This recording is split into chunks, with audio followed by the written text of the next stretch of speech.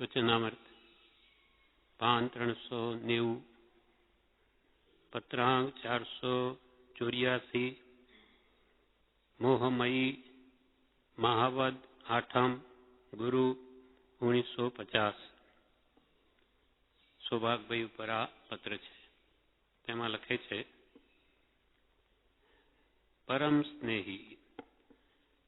સ્નેહી શ્રી સૌભાગ શ્રી અંજા. પરમ સ્નેહી શ્રી સૌભાગ.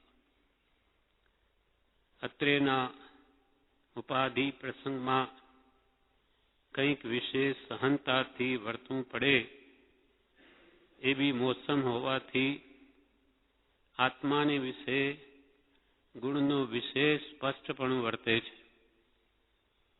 અત્રે ઉપાધિ પ્રસંગમાં કંઈક વિશેષ સહનતાથી વર્તવું પડે એવી મોસમ હોવાથી આત્માને વિશે ગુણનું વિશેષ સ્પષ્ટપણું વર્તે છે. ઘણું કરીને હવેથી જો બને તો નિયમિતપણે કંઈ સત્સંગ વાર્તા લખશો. ઘણું કરીને હવેથી જો બને તો નિયમિતપણે કંઈ સત્સંગ વાર્તા લખશો. આ સ્વથી પ્રણામ, આત્મ સ્વરૂપથી પ્રણામ. આ પ્રમાણે આ બે જ લીટી છે આ પત્રની. અમને ઉપાધિ પ્રસંગ છે. આ પ્રસંગમાં આવા નિમિત્તમાં વિશેષ સહનતાથી વર્તવું પડે છે. વિશેષ સહનશીલતા રાખવી પડે છે. કેમ કે એવી મોસમ છે. જેમ આપણે વેપારમાં મોસમ આવી હોય તો એ વધારે પ્રયત્નશીલ રહે, રાત દિવસ કામ કરવાને તૈયાર રહે કે આ મોસમ અમુક વખત જ આવે વેપારમાં, તે વખતે પછી એ પ્રમાદ ન કરે. તો કે અમારે એટલી બધી ભીડ છે કે અમે જો ઉપયોગ વિશે જાગૃત ન રાખીએ તો મોટું નુકસાન આવી જાય. અત્રેના ઉપાધિ પ્રસંગમાં કંઈક વિશેષ સહનતાથી સહન કરીએ છીએ અને પાછો ઉપયોગ જાગૃત રાખીએ છીએ કે આમાં અમારો ઉપયોગ કંઈ બીજે જતો ન રહે, આત્મા ભણી જ રહે. વિશેષ સહનતાથી વર્તવું પડે એવી મોસમ હોવાથી આત્માને વિશે ગુણનું વિશેષ સ્પષ્ટપણું વર્તે. જ્ઞાનીઓને આવા ઉપાધિ પ્રસંગમાં એમનો આત્મા વિશેષ નિર્મળતા થાય છે. આવા ઉદયમાં વિશેષ ઉપયોગ બળવાન રાખવાથી કર્મોની ઘણી નિર્જરા થાય છે. આપણે પણ સંસારમાં હોઈએ ત્યારે સંસારી જીવોને દરેકને કંઈ ને કંઈ કામ તો હોય જ, ઉપાધિ હોય જ. પણ એમાં જો ક્ષમતાએ સહન કરી લે તો ઘણો મોટો લાભ થાય. ઘરમાં આવા નિમિત્તોમાં અંતરમાં ક્લેશ ન કરીએ, ક્યાં અમારે આવી ગયું. દુઃખના પ્રસંગ ઘણા આવે, પણ હવે અમે જ કર્મ બાંધ્યા એટલે અમારે સહન કરવાનું છે એમ માનીને પોતે ક્ષમતા ભાવે આવેલા ઉદયને ખમી ખૂંદે સહન કરીને ભોગવી લે તો ઘણો મોટો લાભ થાય. આપણને હંમેશા કંટાળો આવે કે આ બધું ક્યાં મને આવી ગયું, મારે તો નથી જોઈતું એ તો હવે કંઈ એનો કંઈ થાય નહીં. પૂર્વે કર્મ બાંધ્યા એટલે આવે જ. પણ ક્ષમતા એ જ આ કર્મથી દુઃખથી છૂટવાનો ઉપાય છે. એટલે પ્રભુ શ્રી વારંવાર શું કહે? ખમી ખૂંદો. પ્રભુ ખમી ખૂંદો એટલે કે બધું સહન કરો. કોઈ આપણને દુઃખ આપવા સમર્થ નથી, પણ આપણે જ બાંધ્યું છે. આપણો સંસાર આપણે જ ઊભો કર્યો છે. ભલે અજ્ઞાનતાએ થયું, પણ હવે ક્ષમતા રાખો તો નવીન કર્મ બંધ ન થાય અને આવેલું પણ ખરી જાય. અને કંઈ આર ધ્યાન કરીએ કે મારે આ નહીં જોઈએ એમ કહેવાથી કંઈ જવાનું તો છે નહીં. તો બધી ક્ષમતા જ રાખો. અને જ્ઞાની કે તેમાં બળવાન નિર્જરા છે. ભલે ઘરમાં બેઠા હોઈએ પણ જે ઉપયોગ એ સાધના છે, ઉપયોગ એ ધર્મ છે. ત્યાં પણ એનો ઉપયોગ જો છૂટવાનો રહે કે મારી વૃત્તિ કશાયમાં ન તણાઈ જાય કે વિષયોમાં ન જાય ત્યાં જો જાગ્રત ઉપયોગ છે તો ત્યાંય છૂટે છે. અને ભક્તિમાં બેઠો હોય કે આશ્રમમાં હોઈએ, અહીંયા સત્સંગનું પ્રબળ નિમિત્ત છે, છતાં આપણો આત્મા અહીંયા પણ ક્લેશિત હોય કે કોઈથી ઝઘડા ટંટા કરે એવા, તો અહીંયા કર્મ જ બાંધે. ત્યાં આશ્રમ કે એને બચાવી ના શકે. ત્યાં પ્રબળ નિમિત્તો છે, પણ એ નિમિત્તોમાં ઉપયોગ જાગ્રત રાખે તેના માટે આ પ્રબળ નિમિત્ત કામના છે. બ્રહ્મચારી એકવાર કહ્યું છે કે અહીંયા રહે એટલે બધાનું કલ્યાણ થઈ જ જાય એવું એકાંત નથી. પહેલા તો કૂતરા પણ અહીંયા હતા, તો કે અહીંયા તો કૂતરાય રહે છે, તેથી કઈ બધાનું કલ્યાણ થઈ જ જાય એવું નથી. હા, અહીંયા પ્રબળ નિમિત્ત જરૂર છે. જેને કરવું હોય તેને માટે એવું પ્રબળ નિમિત્ત કારણ ક્યાંય નથી. આજે તો કહેવાતા તીર્થોમાંય નથી. આ જીવતું જાગતું તીર્થ છે. સત્સંગ ભક્તિનો બળવાન યોગ છે. જો જેને માટે કલ્યાણ કરવું છે એના માટે તો અદ્ભુત વસ્તુ છે.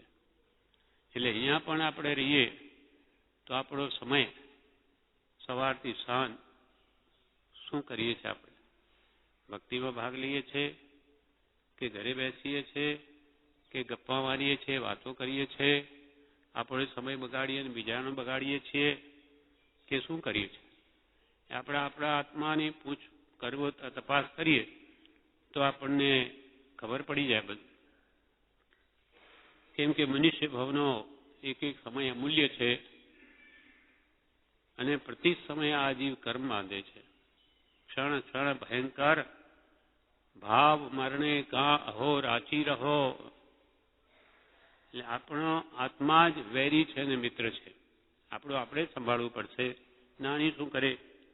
નાની તો આપણને માર્ગદર્શન આપે. તેમ એ કહે છે કે ઉપાધિ એમને છે, એમને આ ધંધાની છે, દરેકને કઈ ને કઈ છે. આ સંસારમાં ગોપાલે બધું લખ્યું છે. કોઈને સ્ત્રીનું દુઃખ, કોઈને પુત્રનું દુઃખ, કોઈને ગરીબીની દુઃખ, બધા દુઃખને દુઃખ જ છે. દુઃખનો એ સમુદ્ર છે. હવે એમાં આપણે કેવી રીતે આ સત્પુરુષના બોધ વડે ઉપયોગ જાગ્રત રાખી અને આત્માને કર્મબંધ ન થાય એવી રીતે આપણે વર્તીએ તો ઘણો મોટો લાભ થઈ જાય. એટલે કૃપાલ કે અમને ઉપાધિના પ્રસંગમાં કંઈ વિશેષ સહનતાથી વર્તવું પડે કૃપાલદેવને પણ, તો આપણને તો કેવી ઉપયોગ જાગ્રત જોઈએ.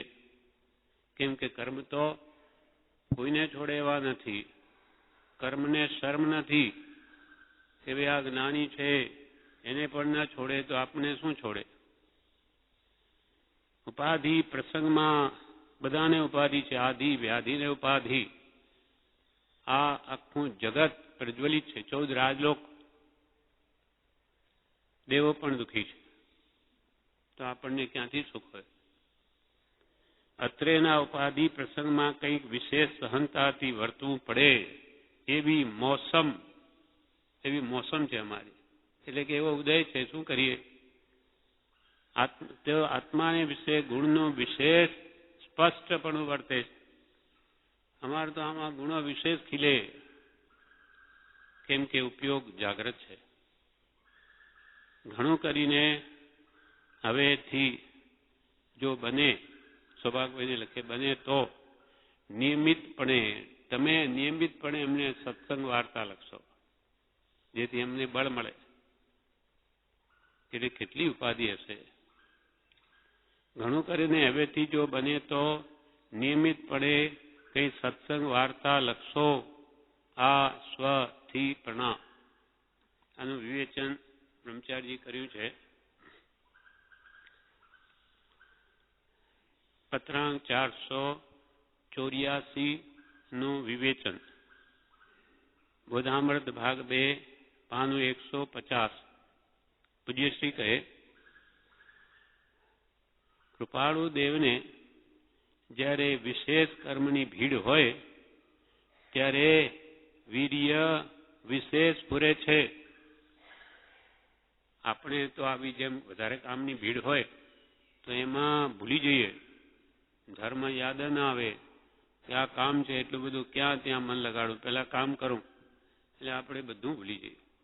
જ્યારે એ કહે છે કે કૃપાલયને જ્યારે વિશેષ કર્મની ભીડ હોય ત્યારે વીર્ય વિશેષ પૂરે છે, એટલે આત્મા નિર્મળ થાય છે.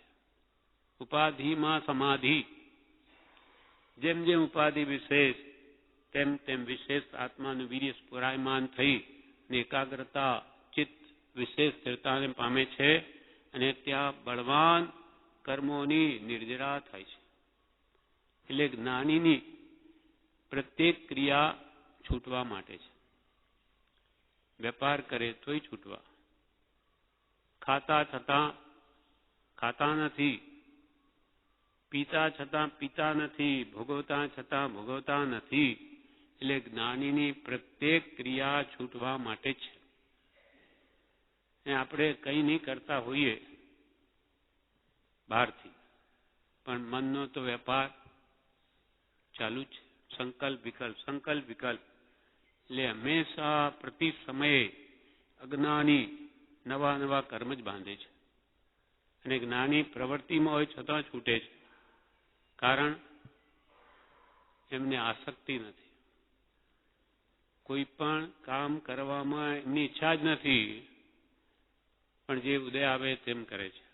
બિચારે ઉદય પ્રયોગ અપૂર્વ વાણી પરમ શ્રુત સદગુરુ લક્ષણ યોગ્ય આત્મજ્ઞાન પહેલું તો છે, માટે સમદર્શિતા છે, માટે બિચારે ઉદય પ્રયોગ.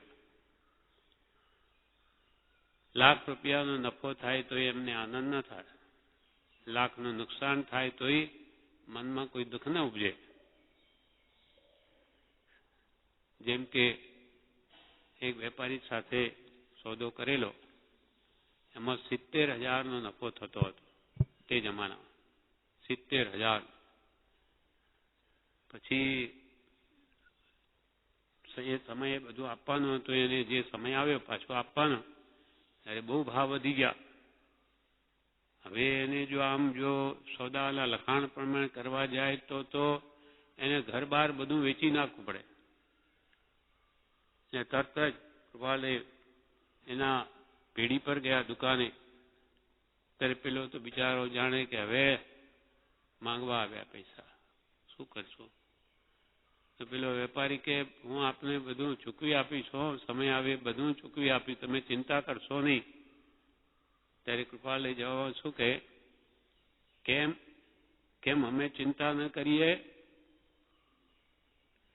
કૃપાલયનો કહેવાનો અર્થ જુદો છે કે તમને ચિંતા છે, અમે ચિંતા કેમ ન કરીએ? તો હું બધું ચૂકવી આપીશ તમને, તમે કઈ ચિંતા કરોમાં. તો કે જો આપણે આ ચિંતાનું કારણ તો આ લખાણ જ છે ને, તમારું ને મારું આ જ છે ને, એને જ આપણે ફાડી નાખીએ તો. પેલો વિચારમાં પડી ગયો, આ શું બોલે? રાયચંદ દૂધ પીએ છે, લોહી નહીં. એટલે કે આ 70,000 તમારે લઈને મારે કઈ શું કરવાનું પૈસો? પણ તમે તો ઘર બહાર બધું તમારું તો વેચી નાખવું પડે, એટલે તમે રોડ પર આવો એવા પૈસા મારે શું કરવાના છે? તરત જ ફાડી નાખ્યું. પેલો જોતો જ રહી ગયો કે આ શું આવો માણસ 70,000 70 લાખ જતા કરે કોઈ? એને એવું છે જ નહીં. બીજો સોદો કરેલો, તાકાત મોર્ટગેજ મૂકવા આવેલા, ત્યારે પણ ના પાડેલી, ભાઈ આ પાછા લેવા આવશે તો કે 3 વર્ષ થઈ ગયા, હવે શું લેવા આવે? લેવા આવશે તો શું આપશો? તો કે ના, હવે કોઈ લેવા આવે નહીં. એટલે કસીને મેં લઈ લીધા અને કે છે બીજે દિવસે પેલો લેવા આવ્યો. તરત જ આવીને કે હવે શું કરીએ, પેલો લેવા આવ્યો છે ને. તો કે લઈ જાઓ, મેં તો તમને કાલે જ કીધેલું. અને એમના દુકાનનો માણસ વનમાળી ભાઈ દાસ કે કોણ, એને કહ્યું કે આ પેલા મોતી આપી દો, આપણે આ રંગૂન મોકલીએ. તો કે ના, રહેવા દો. એના જ્ઞાનની નિર્મળતામાં બધી ખબર છે કાલે શું થવાનું છે. લેવા આવ્યો ત્યારે કે લઈ લો, પાછા ખસી લીધા, પૈસા આપી દીધા અને માલ પાછો આપી દીધો, પૈસા લઈ લીધા, પાછા આપી દીધા, ઘણો નફો થવાનો તો જતો કર્યો. એ જેને પૈસો જ કંઈ નથી એ તો દયા ધર્મ હાડો હાડ જેના રગે રગમાં પડ્યો છે એવો કોઈને દુઃખ ના આપે આવા પુરુષ. એમ જેમ જેમ આવા નિમિત્તો બને છે, કર્મની ભીડ હોય ત્યારે વીર્ય વિશેષ પૂરે છે, એટલે આત્મા નિર્મળ થાય છે. તે વખતે વધારે બળ કરવું પડે છે. ઉપયોગ જાગૃત રાખવો અને બહારથી સંસારની ક્રિયા કરવી બહુ મુશ્કેલ છે. આપણે તો એવું કરવા બેઠ્યા તો ખબર પડે કે આવા નિમિત્તોમાં અંતરની ઈચ્છા વગર કામ કરવું બહાર અને અંતરમાં અલિપ્ત રહેવું બહુ વિકટ છે.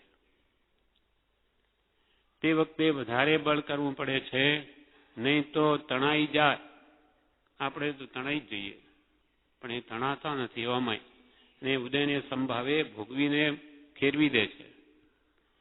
જ્ઞાનીઓને પરિસર ઉપસર્ગના પ્રસંગે ઘણો લાભ થાય, કેટલાકને કેવળ જ્ઞાન થઈ જાય છે. જ્ઞાનીઓને આવા ઉપસર્ગ પ્રસંગે ઘણો લાભ છે. જેમ કે સુદર્શન શેઠ હતા, કૃપાલદેવ આખો પાઠ લખ્યો છે મોક્ષમાલામાં. તો અભયા રાણી એને બોલાવે છે, પોતાની સાથે સંસર્ગ કરવા અનેક જાતની આજીજી કરે, પણ સુદર્શન શેઠ કોઈ રીતે માનતા નથી. એટલે હું તો પુરુષત્વમાં નથી એમ કરીને વાત ટાળીને આવી ગયા. પછી અભયા રાણી દાસી સાથે મેળામાં ગઈ, ત્યાં જોયું તો સુંદર પુત્રો છે 6. આ કોના બાળક છે આવા? તો કે આ સુદર્શન શેઠના. અરે સુદર્શન શેઠના? એને આપણને છેતર્યો, છેતરી મને એને. પછી એના કર્મના એના પ્રકાર. એટલે પછી રાજાને શું કહે, તમારા રાજ્યમાં આવા પુરુષો રાણીવાસમાં અંતઃપુરમાં પહેશે, એ કેવું તમારું રાજ્ય? તો કે શું થયું? સુદર્શન શેઠ જેવા મારી પાસે આવે, સાવ ઊંધું. તિર્યા ચરિત્રમ પુરુષસ્ય ભાગ્યમ દેવો ન જાનાતિ કિમો મનુષ્ય. તિર્યા ચરિત્ર, સ્ત્રીઓનું ચરિત્ર અને પુરુષનું ભાગ્ય દેવો પણ જાણતા નથી, તો મનુષ્યો ક્યાંથી જાણે? તિર્યા ચરિત્રમ પુરુષસ્ય ભાગ્યમ દેવો ન જાનાતી તો કુતો મનુષ્ય. એટલે એને બધું ફેરવી નાખ્યું. રાજાને કાન ભંભેરી કરી. સુદર્શને હુકમ કરી દો, સૂલીએ ચડાવો. આ બધા સૂલી ફાટીને પછી સત્યનો જય છે, સિંહાસન થઈ જાય છે, એના પર બિરાજમાન થાય. પછી બધો ભંડો ફૂટી ગયો. પછી બધું જાણ્યું કે આ તો ભાઈ આવું કર્યું છે, એને જ બોલાવે. એટલે નાક કાપી અને મોકલી, બહાર કાઢી મૂકી. એ ત્યાં બહાર ફરે છે, જાય છે, અને ત્યાં સુદર્શન એ તો દીક્ષા લે છે. પછી મુનિ થઈને વિચરે, ત્યાં એને ફરી એટલે ભાઈ જોયું કે આ જ હતો. હવે અહીંયા મુનિ થઈને ઊભો છે, ધ્યાનમાં એટલે કંઈ કરી ન શકે. હવે એને બાળી નાખીએ દાસી સાથે. ત્યાં ચારે બાજુ વાડ ખડકી અને અગ્નિ સળગાવી. પોતે તો આત્મ ધ્યાનમાં લીન છે, અને આ વિશેષ આતાપના થવાથી વિશેષ વીર્ય સ્પરાયમાન થયો, અને ત્યાં શ્રેણી માંડીને કેવળ જ્ઞાન ઉત્પન્ન થઈ ગયું. દેવોએ બધો ઉપસર્ગ દૂર કર્યો. પણ આવા જ્ઞાનીઓને પરિસર ઉપસર્ગના પ્રસંગે ઘણો લાભ થાય. કેટલાકને કેવળ જ્ઞાન થઈ જાય છે. ગજસુકુમારને કેવળ જ્ઞાન થઈ ગયું.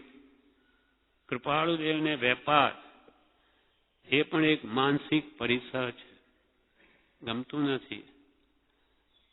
કૃપાળુદેવને વેપાર એ પણ એક માનસિક પરિસર છે. એમાં જો સમભાવે વર્તે તો, એમાં જો સમભાવે વર્તે તો વિશેષ નિર્જરા થાય. ક્ષમા એ આત્માનો ગુણ છે. જે આવે, ક્ષમા એ આત્માનો ગુણ છે. જે આવે તે ખમી ખોંદવું, જે આવે તે ખમી ખોંદવું, કોઈનો વાંક નથી, કોઈનો વાંક નથી. પોતે બાંધ્યા છે તેથી આવ્યા છે. ઉપાધિમાંથી ઠરવાનું સાધન જે સત્સંગ તે રૂપ મુમુક્ષુના પત્રો છે. કૃપાલયની એટલી ઉપાધિ એટલે શું કે છે? ઉપાધિમાંથી ઠરવાનું સાધન તે રૂપ મુમુક્ષુના પત્રો છે, પ્રશ્નો છે. એટલે ત્યાં ઉપયોગ તેમાં દોરાય. સત્સંગની ભાવના કરવાની છે. આપણે પણ ઉપાધિમાં હોઈએ તો ક્યારે સત્સંગ થાય, ક્યારે સત્સંગ કરીએ, એવી સત્સંગની ભાવના કરવાની છે. મહાપુરુષનું ખરું જીવન ચરિત્ર આથી જણાય છે કે એ કર્મના ઉદય કેમ વર્તે છે. આપણે મહાપુરુષમાં જ અંતર.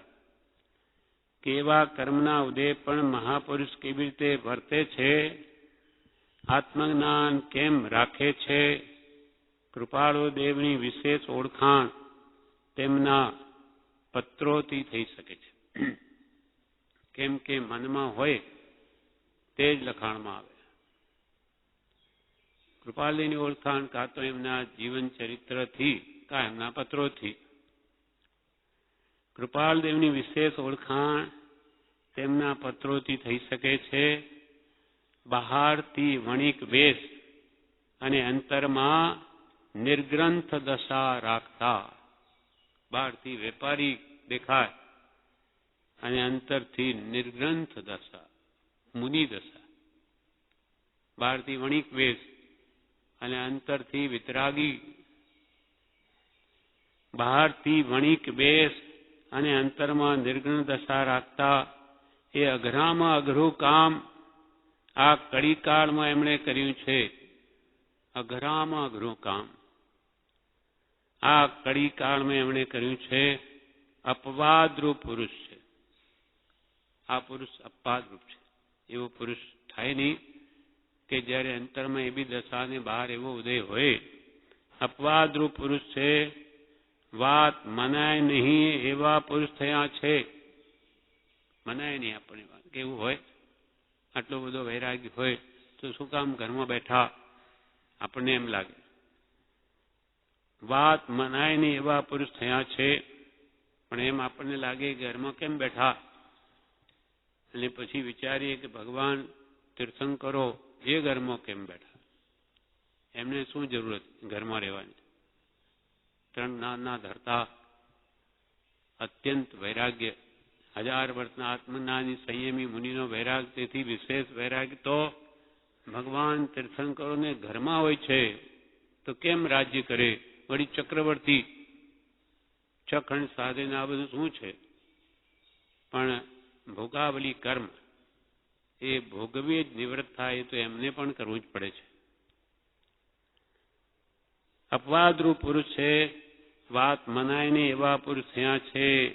એવા પુરુષની શ્રદ્ધા થાય તો એ કલ્યાણ થાય.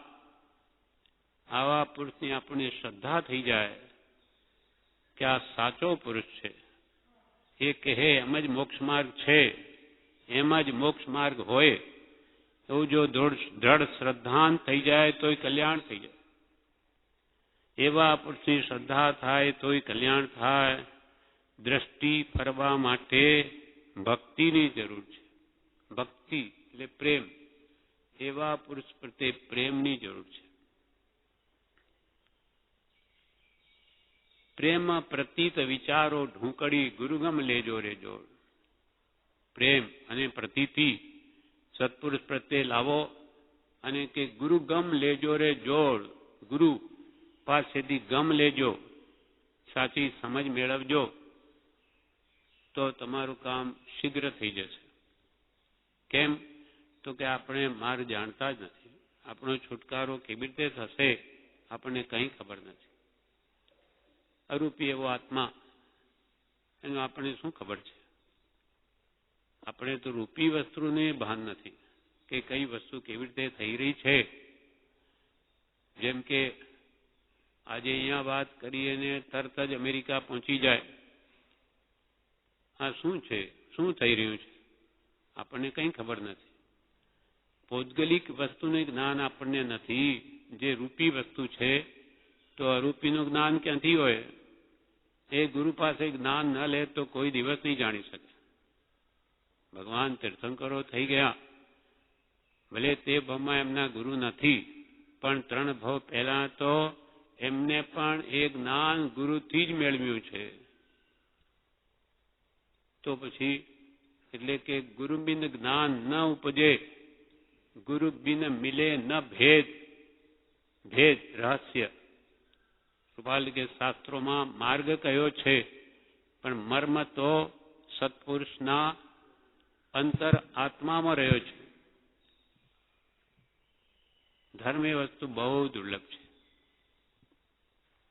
કોઈક મહાભાગ્ય સદગુરુના અનુગ્રહે પામે છે.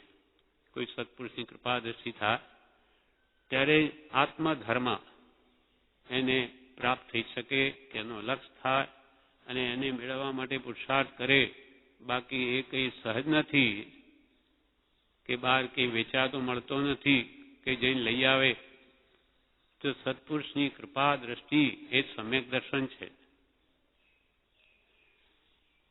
મહાપુરુષનું ખરું જીવન ચરિત્ર આથી જણાય છે કે કર્મના ઉદય કેમ વર્તે છે, આત્મજ્ઞાન કેમ રાખે છે. કૃપાળુ દેવની ઓળખાણ, વિશેષ ઓળખાણ તેમના પત્રોથી થઈ શકે છે. બહારથી વણિક વેશ અને અંતરમાં નિર્ગુણ દશા રાખતા એ અઘરામાં અઘરું કામ આ કળી કાળમાં એમણે કર્યું છે. અપવાદરૂપ પુરુષ છે, વાત મનાય નહીં એવા પુરુષ થયા છે. એવા પુરુષની શ્રદ્ધા થાય તોય કલ્યાણ થાય. દ્રષ્ટિ ફરવા માટે ભક્તિની જરૂર છે. જ્યારે ભક્તિથી એમના આત્માની દશા જણાય, ભક્તિથી એમના આત્માની દશા જણાય ત્યારે અહો, એવા પુરુષ તો જગતમાં ક્યાંય નથી. એમના પ્રસંગો કેટલા બધા, કૃપાલજીના પ્રસંગો આપણે જ્યારે વાંચીએ ત્યારે આપણને લાગે કેવો પુરુષ, સામાના મનમાં શું ચાલે બધું જાણે. તે વખતે આપણને અત્યંત પ્રેમ આવે કે ઓહો, કેટલી બધી શક્તિઓ આત્માની એમની ખીલી ઉઠી છે. અને પાછા કે છે કે આ બધામાં આ શક્તિ પડી છે, તમારામાં છે, અમારામાં છે એવું નહીં. કૃપાલીને પૂછ્યું કે આપ 100 કામ સાથે કરી શકો? ક્યાં કારણે? તો કે આત્માની અનંત શક્તિઓ છે અને તમારા બધામાં પડી છે. તમે પ્રગટ કરો તો તમારા અંદર છે જ, નહીં પ્રગટ કરો તો કોઈ કાળે બહાર નહીં આવે. તેઓ અનંત શક્તિમાન, અનંત દાન, અનંત દર્શન, અનંત સુખ અને અનંત વીર્યનો સ્વામી એવો આપણો આત્મા છે. જ્યારે ભક્તિથી એમના આત્માની દશા જણાય, ભક્તિ હોય તો જણાય, નહીં તો હોય દુનિયામાં એવું ઘણું છે, એ ઉપલબ્ધ વાત નીકળી જાય. જ્યારે ભક્તિથી એમના આત્માની દશા જણાય ત્યારે અહો, આશ્ચર્ય વિરામ, એવા પુરુષ તો જગતમાં ક્યાંય નથી. એવા એમ અપૂર્વતા લાગે.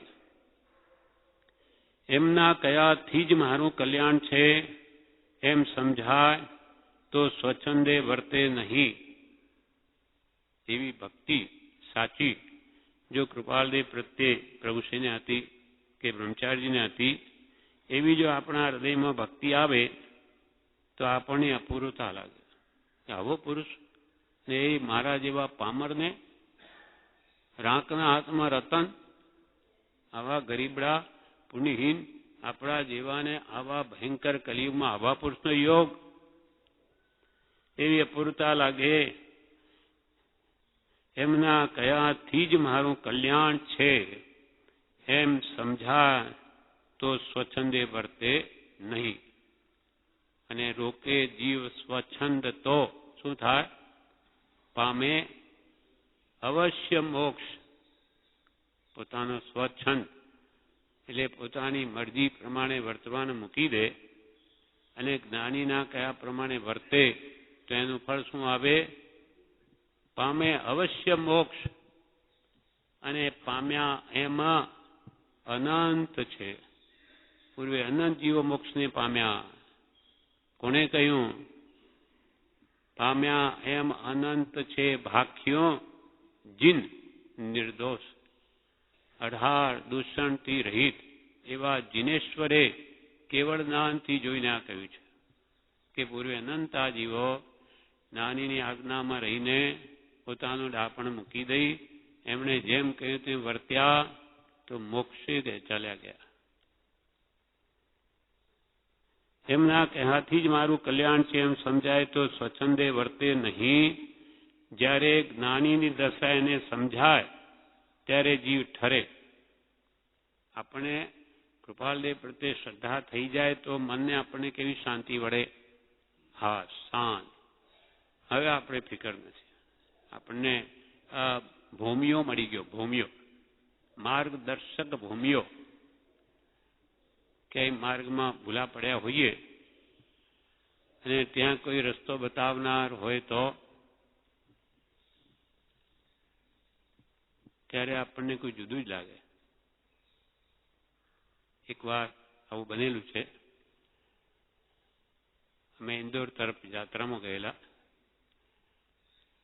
મોટરમાં 8-10 જણા હતા અને બીજાએ કહ્યું તમે આ રસ્તે જાઓ, ટૂંકો રસ્તો છે. અમે તો એ રસ્તો નહીં ને આમ પગદંડ અરે ગાડાના પેંડાનો રસ્તો, રોડ નહીં.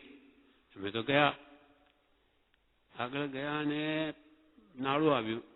એ તો પાણી, વરસાદ, પછી વરસાદ ચાલુ થયો તો હવે જવું કઈ બાજુ? કોઈ રસ્તો જ જડે નહીં. આ બાજુ નાળું છે, આ બાજુ રસ્તો દેખાતો નથી, અંદર કીચડ થઈ ગયું, મોટરે પાછી જાય એવી નહીં. કરવું શું? આ બાજુ 4 વાગી ગયા. હવે જો આપણે ઢીલ કરીએ હમણાં રાત પડશે અને ત્યાં સાંભળવામાં આવેલું કે અહીંયા રાત્રે ભય છે. હવે જબરી થઈ ગયા. આજે પછી બધા શું કર્યું? મંત્ર ગણો ભાઈ, બીજો કોઈ ઉપાય દેખતા નથી. પછી એ ગણીએ આપણે તો માનો રાત કાઢી આ બૈરાઓને ક્યાં મોકલવા? બહુ વિચાર, બધા માળા ગણ્યા કરી છે. પછી એવો વિચાર આવ્યો કે સામે એક ઝૂંપડું દેખાય છે, ત્યાં આપણે જઈએ. 2 જણા પુરુષો ત્યાં ગયા. ભાઈ અમને કઈ રસ્તો જડતો નથી, ક્યાં જવું? હમણાં રાત પડી જશે, અમારે કરવું શું? કે પેલા 2 જણા આવ્યા એકદમ. તમે ચિંતા કરો નહીં, તમારી મોટર હમણાં બહાર કાઢીએ. અમે તો જ્યાં ફસાઈ ગઈ મોટર, કીચડ થઈ ગઈ એકદમ. અને પેલા લોકોએ તો ત્યાં જ રહેનારા એમ મોટર કે આમ લઈ જા, આમ લઈ જા, એવી રીતે ચડાવીને રસ્તો કઈ નથી, આમ લઈને ઠેક બહાર કાઢી મૂકી. અમે ચિંતામાં પડી ગયેલા, શું કરવું? ત્યારે હાશ થઈ ગયો. હાશ એટલે પેલો માર્ગ ભૂલેલો કેવી પીડા, દુઃખ થાય મનમાં, પ્રત્યક્ષ અનુભવાય. પછી એ લોકોએ જલ્દી ત્યાંથી અમને રવાના કર્યા. તો અમે તરત જ કયું તીર્થ હતું એમાં પાછા ગયા. રસ્તો જ ન જડે. એમ જ્યારે ભૂલા પડીએ ત્યારે ખબર પડે છે કે આપણને માર્ગદર્શક ભૂમિઓ મળી ગયો એટલે શાંતિ વળી ગઈ. એમ મોક્ષ માર્ગમાં જ્યારે આપણને કંઈ ખબર ન પડે અને આવા પુરુષ આપણને માર્ગ બતાવે, આપણે શું ફિકર છે? એટલે આ કે છે એમના કહેવાથી મારું કલ્યાણ છે એમ સમજાય તો સ્વચ્છંદે વર્તે નહીં. જ્યારે જ્ઞાનીની દશા એને સમજાય ત્યારે જીવ ઠરે. એ પુરુષ કોઈ અપૂર્વ દશાના છે એમ સમજાય તો પછી આપણને શ્રદ્ધા થઈ જાય કૃપાલદેવ પર, આ સાચા પુરુષ છે અને એના કયાથી આપણું કલ્યાણ અવશ્ય થશે એમ પ્રભુશ્રીના કહેવાથી માનીએ છીએ.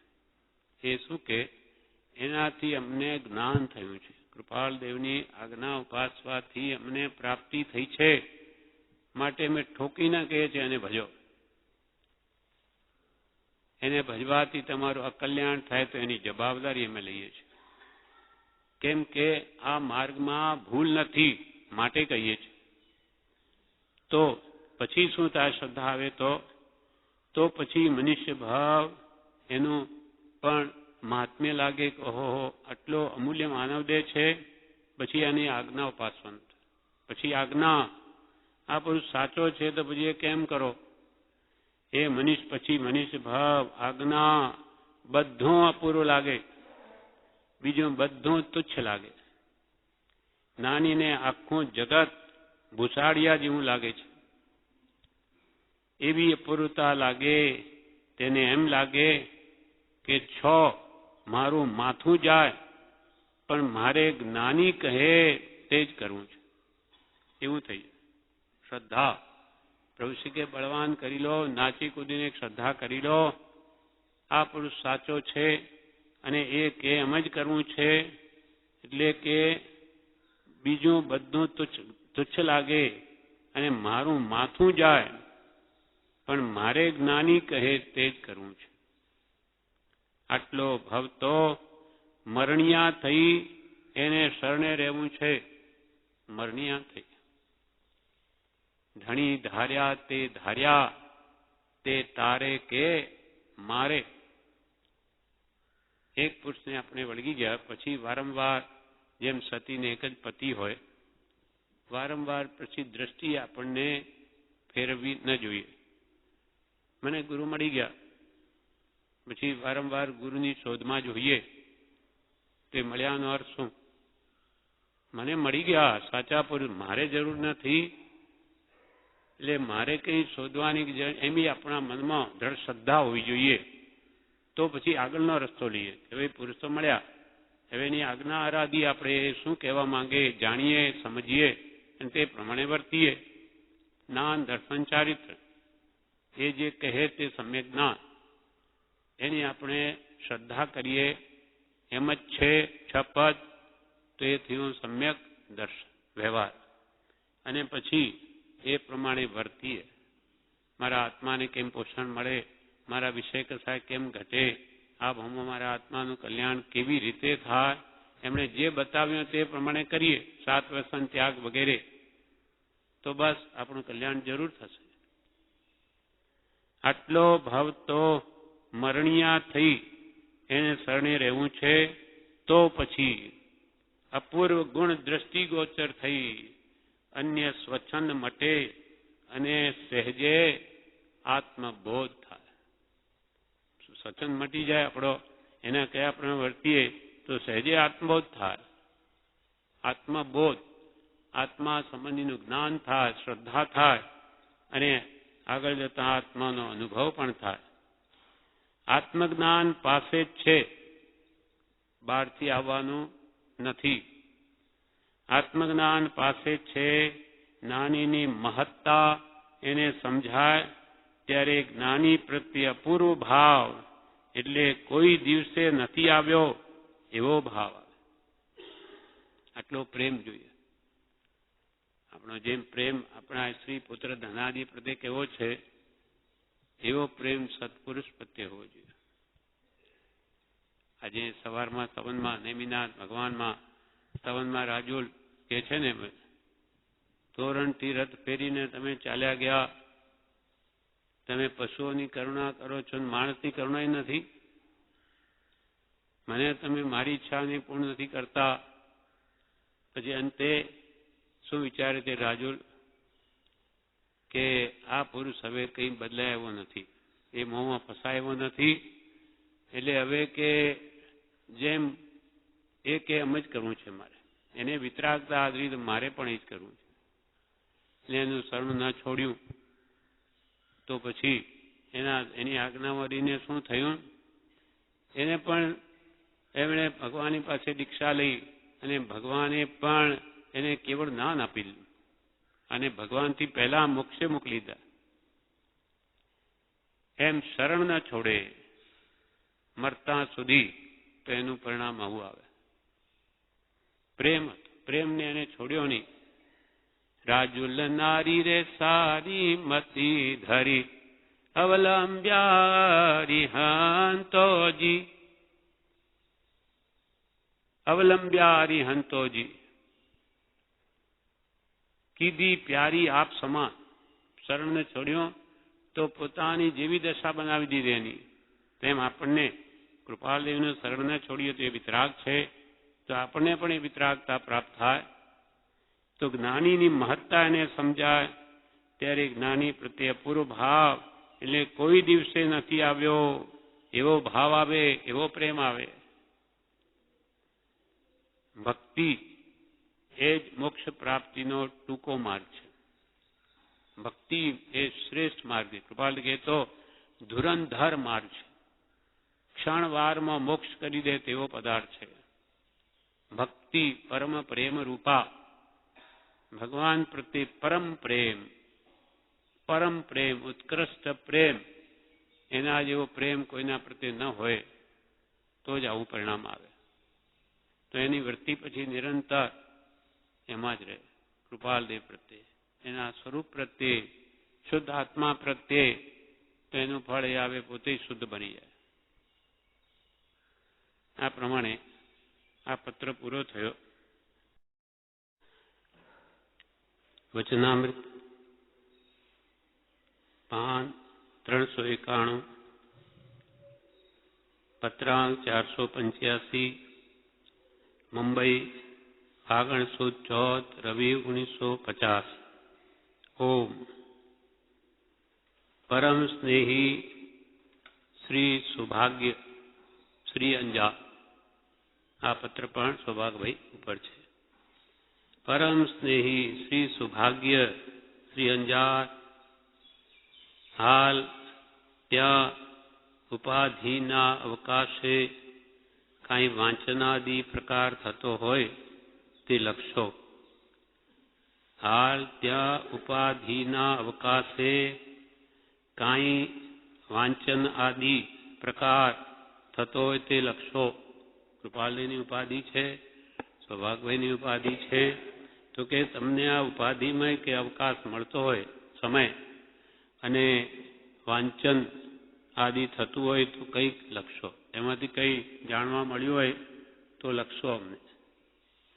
હાલ ત્યાં ઉપાધિના અવકાશે કંઈ વાંચનાદિ પ્રકાર થતો હોય તે લખશો.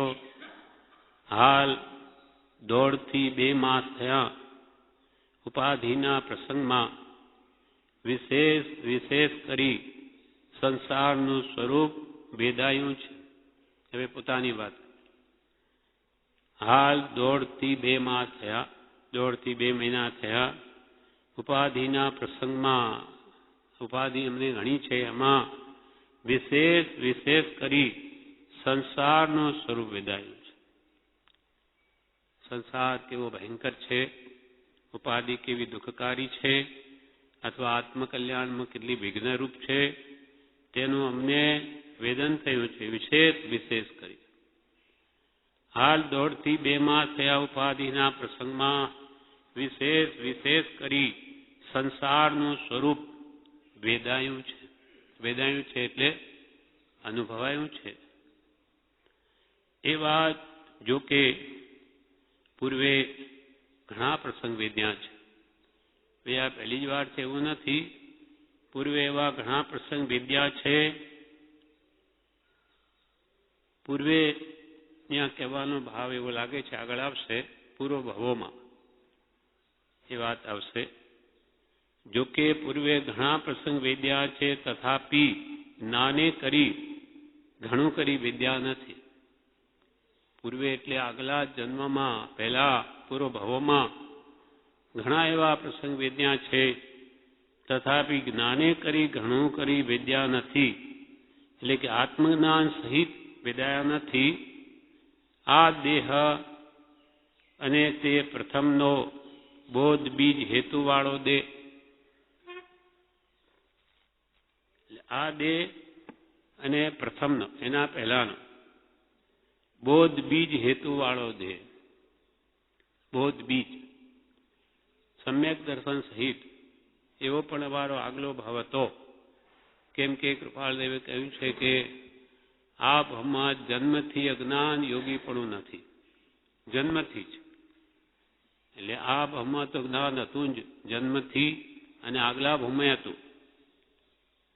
આ દેહ અને તે પ્રથમનો, આ દેહ પહેલાનો બોધ બીજ હેતુવાળો દેહ, બોધ બીજ સહિતવાળો દેહ, તેમાં થયેલું વેદન તે મોક્ષ કાર્યે ઉપયોગી છે.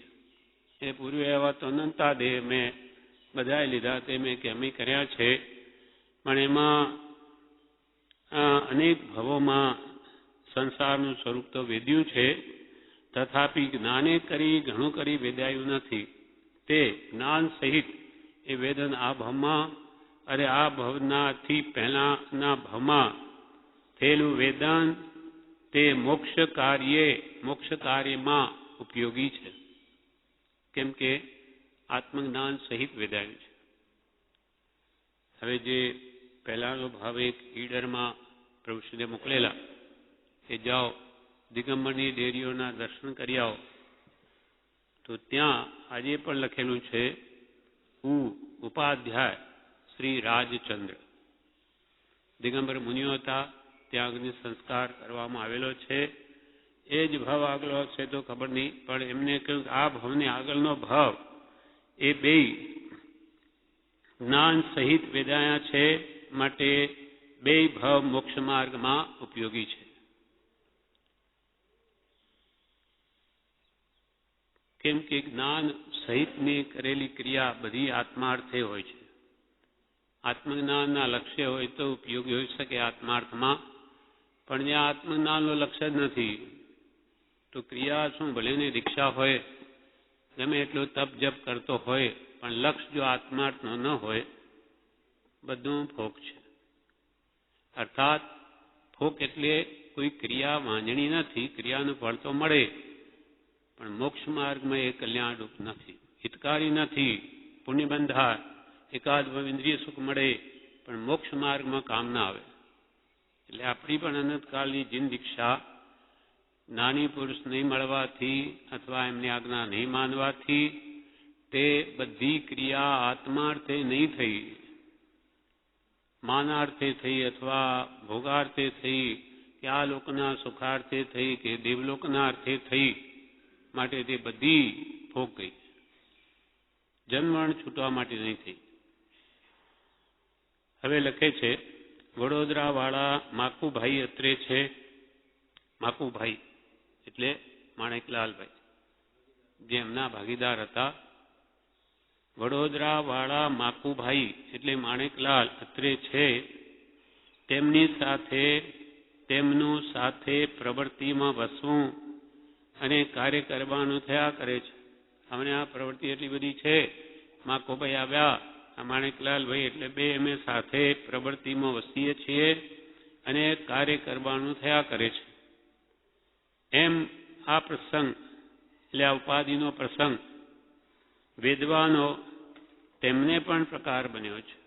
અમારી સાથે તે પણ ભાગીદાર છે, એટલે બી એમને વેદ્યું છે. વૈરાગ્યવાન જીવ છે, ગુણગાન કરે એના. એ જીવ માણેકલાલ વૈરાગ્યવાન છે. વૈરાગ્યવાન જીવ છે. પ્રજ્ઞાનો વિશેષ પ્રકાશવું તેમને થાય તો સત્સંગનું ફળ થાય તેવો યોગ્ય જીવ છે. તેવો યોગ્ય જીવ છે. જો એમની સાથે વિશેષ જો સત્સંગ થાય અને એમની જો પ્રજ્ઞા છે ક્ષોક્ષમ, તેનું જો પ્રકાશનું થાય વિશેષ, તો ઘણી યોગ્યતા મેળવે એવો જીવ છે. એનું પ્રમાણ આત્મસિદ્ધિ જ્યારે કૃપાલવે લખી નડિયાદમાં, ત્યારે 4 કોપી અંબાલાલભાઈને કરવાનું કહ્યું. 1 કોપી સુભાગભાઈ માટે, 1 પ્રભુશિવ માટે, 1 અંબાલાલભાઈ પોતા માટે અને 4થી માણેકલાલ ઘેલાભાઈ માટે. કેમ કે એ બી એવો યોગ્ય જીવ હોય તો જ એમને મોકલે. બીજા કોઈ મુનિઓને વાંચવાની પણ આજ્ઞા નહોતી. અને માણેકલાલભાઈ પોતે એનો સ્વાધ્યાય કરી અને દર અઠવાડિયે 8-8, 10-10 પેજ એના વિસ્તારમાં લખી અને અંબાલાલભાઈને મોકલતા. પણ એ શું ક્યાં કેવી રીતે એ ક્યાં હાથમાં આવ્યું નથી. પણ એ વાત જાણવા મળી કે પોતે એના પર એટલો વિચાર કરતા વિસ્તાર કરતા અને એમને મોકલતા હતા. એટલે કૃપાલુ કે વૈરાગ્યવાન જીવ છે, યોગ્ય જીવ છે, પ્રજ્ઞાનો વિશેષ પ્રકાશો તેમને થાય તો સત્સંગનું ફળ થાય તેવો યોગ્ય જીવ છે. વારંવાર કંટાળી જઈએ છે, ઉપાધિ છે, ધર્માર્થમાં બાધક છે, ગમતું નથી, પણ શું કરીએ? વારંવાર કંટાળી જઈએ છીએ. તથાપી એટલે તો પણ પ્રારબ્ધ યોગથી ઉપાધિથી દૂર થઈ શકાતું નથી. પ્રારબ્ધ યોગથી, પ્રારબ્ધ અમારો એવો જ યોગ છે, ઉદય છે, તે ઉપાધિથી દૂર થઈ શકાતું નથી. ઈચ્છા છે, છૂટું છતાં નથી છૂટી શકતું. આ કેવું થયું? એક દ્રષ્ટાંત છે. બે જણા નદી કિનારે ઉભા હતા. એક જણાએ જોયું કે નદીમાંથી એક કામળી કોઈ રીતે તણાઈને જઈ રહી છે, કાળી કામળી. એટલે પેલા ભાઈને શું થયું કે આ કાળી કામળી હું લઈ લઉં. આ તણાઈને જાય છે નદીમાં. એટલે પેલો અંદર ઉતરીને એ કામળીને પકડવા ગયો. એને પકડી, પણ તે શું હતું? રીંછ હતો. દેખાય કામળી, તે રીંછે એને પકડી લીધો. એ કામળી પકડવા ગયો લેવા, રીંછે એને પકડી લીધો. પછી પેલો બીજો ભાઈ કે લ્યા હવે બહાર તો આવને. તો હું શું કરું કે આ મને છોડતો નથી. હું કામળીને છોડવા માંગુ પણ કામળી મને છોડતી નથી. પણ એ કામળી નહોતી, રીંછ હતો. તેમ કૃપાલ કે અમારે તો આ બધું છોડવું જ છે, નથી જોઈતું, પણ પ્રારબ્ધ એવું પકડી રાખે છે કે જવા જ નથી દેતું. વારંવાર કંટાળી જઈએ છીએ, તથાપી પ્રારબ્ધ યોગથી ઉપાધિથી દૂર થઈ શકાતું નથી. એ જ વિજ્ઞાપન વિગતથી પત્ર લખશો. આ પ્રમાણે આ પત્રનું વિવેચન નથી. હવે દસ્તખત શું લખે છે? પોતાની દશા. આત્મ સ્વરૂપે પ્રણામ. પોતાનું નામ જ શું છે? આત્મ સ્વરૂપ. અમે સહજ આત્મ સ્વરૂપ થયા છે. દેહ અમારો નથી. આપણને પણ એ જ મુખ્ય શિક્ષા છે કે દેહમાં રહ્યા છતાં પણ દેહને પોતાનો નહીં માનવો. માનવું જ છે. એ છોડીને ક્યાંય જવું નથી. હું દેહાદિ સ્વરૂપ નથી. હું દેહાદિ સ્વરૂપ નથી. હું તો સહજાત્મ સ્વરૂપ છું, શુદ્ધ આત્મા છું, ભગવાન જેવો. એ વારંવાર કે દ્રઢ કરો તો પછી મરણનો કોઈ ભય નથી. સમાધિ મરણનું પ્રબળ કારણ મંત્ર છે. આજ આપણે મંત્ર પણ આજ આપ્યો, કેમ કે આત્માનું મૂળ સ્વરૂપ છે અને એ જ આપણું છે. એ સિવાય કંઈ છે જ નહીં. અસંખ્યાત પ્રદેશી આત્મા, આત્માનું જે વાસ્તવિક સહજ સ્વરૂપ એ જ આપણું સ્વરૂપ છે. આ ચામડા હાડકાં આપણા નથી. અહીંયાના આ ભૌતિક પદાર્થો ખાઈને આ બધું મોટું થયું છે, એટલે અહીંયા જ મૂકીને જવાનું. પોતાના પ્રદેશો પોતાની સાથે બધું અહીંયા જ રહે. પણ એમાં જે મમત્વ ભાવ કરે છે એટલે બંધાઈ જાય છે. મારું મારું કરીને એવો બંધાઈ જાય કે પછી આગલા બોમ્બે જ મળે. લે તારે શરીર જોઈએ તો લે, શરીર મળે. પણ આ શરીર મારું નહીં, હું તો આત્મા છો એવો ભાવ જો વારંવાર ભાવે તો ઠેઠ કેવળ જ્ઞાન પાવે. કેમ કે આત્મ ભાવના ભાવતા ભાવતા જીવ લહે કેવળ જ્ઞાન. પણ આપણી ભાવના કેવી છે? દેહ ભાવના. દેહ તેજ હું, દેહ તેજ હું, આ જ હું, આ જ હું. એટલે એવું ગાઢ અનાજથી દેહાધ્યાસ કરી લીધો કે જ્યાં જન્મે તે રૂપે પોતાને માને છે. જાનવર થાય તો જાનવર, મનુષ્યમાં હું તો પુરુષ, હું તો સ્ત્રી, હું તો વાણિયો, હું તો બ્રાહ્મણ, હું તો પટેલ અથવા ભંગીઓ. પ્રભુશ્રીના બોધમાં આવે વટામણનો ભંગીઓ, એટલે એને પણ કેટલું દ્રઢ થઈ ગયું. હું ભંગીઓ, પણ ક્યાંનો? વટામણનો ભંગીઓ. એટલે હું જેવો તેવો નથી એમ એને અહમ હોય. એવો આ જીવ છે જે પોતાનું વાસ્તવિક સ્વરૂપ નથી એ પોતાનું માની બેઠો, એટલે એવા એને કર્મ બંધ થાય છે. જેવા ભાવ તેવો બંધ, જ્યાં જ્યાં રાગ ત્યાં ત્યાં જન્મ. જે પદાર્થમાં આપણે રાગ કરીએ ત્યાં જન્મ લેવો પડે. કોઈ સ્ત્રીમાં વધારે રાગ કરે તો એના પેટે અવતરે, પુત્રમાં વધારે પ્રેમ કરે તો એ પુત્રનો પુત્ર બની જાય.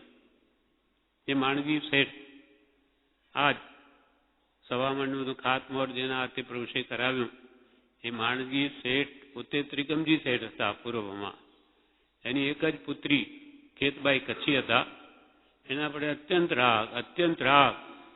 તેનું પરિણામ શું આવ્યું? મરીને પોતાની પુત્રીને પેટે જ અવતર્યા. એટલે મહાપુરુષો કે રાગ અને દ્વેષ એ જ જન્મ મરણનું કારણ છે. જેટલા વધારે તીવ્ર એટલા એના જન્મ મરણ વધારે. આત્મા સ્વરૂપે પ્રણામ. આ પત્ર પૂરો થયો. હવે આગળનો પત્ર 485મો પત્ર જે આપણે કાલે વાંચી ગયા, જે સૌભાગભાઈ ઉપર હતો એનું વિવેચન હતું, જે આપણે વાંચ્યું નથી તે વાંચી જઈ પછી આપણે આગળ જઈશું. પત્રાંક 585નું વિવેચન. 485નું વિવેચન. બોધામૃત ભાગ 2 પાનું 150. પૂજ્યશ્રી કહે, કૃપાળુ દેવને ઉપાધિ ઘટાડવી છે, પણ આ તો દિવસે દિવસે વધતી જાય છે. જેમ જેમ તે હડસેલીએ તેમાં વધે ન ઘટે એક રંચરે. કૃપાળુ દેવને ઉપાધિ ઘટાડવી છે, પણ આ તો દિવસે દિવસે વધતી જાય છે. સંસારનું સ્વરૂપ વિચારે કરીને અસાર જાણ્યું છે, તેમ છતાં ભેદવું પડે છે. અસાર છે, અસરણ છે, નિરર્થક છે. આ સંસારમાં કોઈ સાર નથી, તો પણ બેઠવું પડે છે. કેમ કે નિકાચિત બંધ છે. ભોગાવલી કર્મ ભોગવ્યા વિના તીર્થંકરને પણ છોડે નહીં. તેમ સંસારનું સ્વરૂપ વિચારે કરીને અસાર જાણ્યું છે, તેમ છતાં વેદવું પડે છે. જીવે પૂર્વે સંસારમાં ઘણા પ્રસંગ ઉપાધિના વેદ્યા છે, પણ નાને કરીને વેદાયા નથી. ભૂતકાળમાં અનંત જન્મ મરણ થયા, તેમાં સંસારમાં શું વેદ્યું ભોગવ્યું? વેદ્યું એટલે આધિ વ્યાધિ ને ઉપાધિ. એ સિવાય સંસારમાં છે શું? એટલે ત્રિવિધ તાપાગ્નિને ઘણી ભોગવી, પણ અજ્ઞાન અવસ્થાએ ભોગવી. જીવે પૂર્વે સંસારમાં ઘણા પ્રસંગ ઉપાધિના વેદ્યા છે, પણ નાને કરીને વેદાયા નથી. એટલે આત્મજ્ઞાન સહિત વેદાયા નથી. આ ભાવ અને આગલો ભાવ એમ બે ભાવ એમના બોધ બીજ સહિત હતા. આ ભાવ અને આગલો પહેલાનો એ ભાવ, બે ભાવ આત્મજ્ઞાન સહિત હતા. આ ભાવ માટે તો ખુલ્લું લખ્યું કે આ દેહ ધર્યો ત્યારથી અજ્ઞાન યોગીપણો નથી. તેમ આગલો ભાવ પણ જ્ઞાન સહિત હતો. એટલે આ ભાવને આગલો ભાવ બે ભાવ એમના બોધ બીજ એટલે સમ્યક દર્શન સહિત હતા. નહીં તો મોક્ષમાળા પુસ્તક લખ્યું છે તે લખાય નહીં. મોક્ષમાળા 16 વર્ષ ને 5 માસની ઉંમરે એટલો બધો ક્ષોભક્ષમ મોટા મોટા પંડિતોની ન હોય. કેટલા બધા શાસ્ત્રોનું દોહન કર્યું હોય. જોકે એમણે 13 વર્ષ 13 અને 16 3 વર્ષમાં બધા ધર્મના કહેવાતા મુખ્ય ગ્રંથો જોઈ ગયા છે. સર્વ ધર્મનો જ્ઞાન મેળવી ને એમાંથી સર્વશ્રેષ્ઠ ધર્મ એમને ભગવાન મહાવીર ઉપદિષ્ટ આ વિતરાગ જૈન દર્શન સર્વશ્રેષ્ઠ લાગ્યું છે. એટલે કે અમારા વતી કોઈ દિવસ આ મહાવીરની આશા ના કરશો નહીં. આ પરમ સત્ય માર્ગ છે, સંપૂર્ણ સત્ય છે. નહીં તો કે છે આવું મોક્ષમાળા પુસ્તક લખાત નહીં. આટલી નાની ઉંમર મેં એટલે ગયા ભવની કેટલી આરાધના ચાલતી આવી છે. નહીં તો બ્રહ્મચારી કહે છે આ ભવને આગલો ભવ બે એમના ભવ બોધ બી સહિત હતા. નહીં તો મોક્ષમાળા પુસ્તક લખ્યું છે તે લખાય નહીં. પોતે પણ પછી ઘણા વર્ષ પછી ફરીથી જોઈ ગયા કે આમાં કંઈ સુધારા કરવા જેવું છે ક્યાંય. પણ એમને પોતાને લાગ્યું કે કંઈ કરવા જેવું નથી. અને તે વખતનો એમનો વૈરાગ્ય શ્રી રામ જેવો હતો. પોતે ખાધું છે કે નહીં કંઈ ખ્યાલ નહીં. તન્મયાકાર વૃત્તિ ચાલતી હતી. અને ઉંમર શું 16 વર્ષનો આપણે બાળક શું કહીએ તો ઠીક, એ શું જાણે, કંઈ પ્રૌઢ અવસ્થા નથી. અને નાનપણમાં 10 વર્ષની ઉંમરમાં તો એ ભાષણ આપતા કચ્છમાં. તે વખતના રાજાઓનું રાજ્ય એટલે જે મંત્રીઓ દિવાન એમને કે તમે ચાલો કચ્છમાં ભાષણ આપો. તો એમને જે જૈન ધર્મ સંબંધી ભાષણ આપ્યું લોકો ચકિત થઈ ગયા. આટલો બાળક એ લોકો શોભસમ ધરાવે, આ મોટો થઈને નામાંકિત થશે, મોટો કઈ થશે. આ તો ખરેખર એમ જ થયું. નહીં તો મોક્ષમાળા પુસ્તક લખ્યું છે તે લખાય નહીં. આખો 45 આગમનો સાર ભર્યો છે. જૈન દર્શન શું છે, પ્રતિક્રમણ શું છે, સામાયિક શું છે, શું કરવું જોઈએ, શું છોડવું જોઈએ, હે જ્ઞેય ઉપાધિનું પરિપૂર્ણ જ્ઞાન એમાં આપ્યું છે. અને મૂળ તત્વાબોધના તો 17 પાઠો મૂક્યા છે. કેમ કે તત્વજ્ઞાન તો જીવે અવશ્ય કરીને જાણવું જ જોઈએ. એમાં લખ્યું છે તત્વજ્ઞાન તો જાણવું જ જોઈએ. બીજું બધું જાણે પણ 7 તત્વને ન જાણે શું કામનું? અને 7 તત્વ પણ શા માટે જાણવા છે? આત્મતત્વને જાણવા. 7 તત્વમાં મુખ્ય તત્વ આત્મતત્વ છે. જેણે આત્માને ન જાણ્યો તેનું જાણેલું બધું ફોક. અને જેણે આત્મા જાણ્યો તેણે સર્વ જાણ્યું. અને સર્વ જાણવાનું ફળ પણ એક માત્ર આત્મા પ્રાપ્તિ છે. આત્માને ન જાણે તો બધા એકડા વગરના મીંડા. જો હોય પૂર્વ ભણેલ નવ પણ જીવને જાણ્યો નહીં તો સર્વતે અજ્ઞાન ભાખ્યું. સાક્ષી છે આગમ અહીં, આગમની સાક્ષી. નવ પુરુનું જ્ઞાન કોને કહે? આપણે તો કલ્પનાઓના એટલું વાંચી નહીં શકીએ. એક હાથી જેટલી સાઈ હોય ત્યારે તો એક પૂરો લખાય. 2 હાથી જેટલી સાઈ હોય ત્યારે બીજું પૂરું લખાય. 4 હાથી જેટલી સ્યાહી ઇંક ત્યારે ત્રીજું પૂરું લખાય. આપણી બુદ્ધિમાં કંઈક બેસે એટલે જ્ઞાની પુરુષોએ આવું અંદાજિત માપ કહ્યું. પછી 4, પછી 16, 32, 9 પુરુષો તો કેટલી બધું જ્ઞાન થઈ ગયું. તો એ બધું હોય પણ પોતાને ના જાણે તો કે બધું ફોક જાણેલું. એટલે આત્માનું જ્ઞાન એ સર્વોપરી છે. બધું જાણવું છે, પોતાને જાણવા. તો એ મોક્ષમાળામાં કૃપાલ કે શા માટે મેં લખી તે આ કાળના જીવો આત્મસિદ્ધિથી ભ્રષ્ટ થાય છે. આત્મા નામનો પદાર્થની શ્રદ્ધા જ નથી. એ વિદ્યા શું કામની? જે વિદ્યાર્થી ઉપશમ ગુણ આવ્યોની, સમાધિ થઈની કે વૈરાગ્ય પામ્યોની, તે વિદ્યાને વિશે રૂડા જીવે આગ્રહ રાખવો યોગ્ય નથી. કૃપાલ કે અમે અંગ્રેજી નથી ભણ્યા તે સારું થયું, નહીં તો વિકલ્પો વધત. આ વિદ્યા છે આજની, બીજો ઉપાય નથી. આ મગજને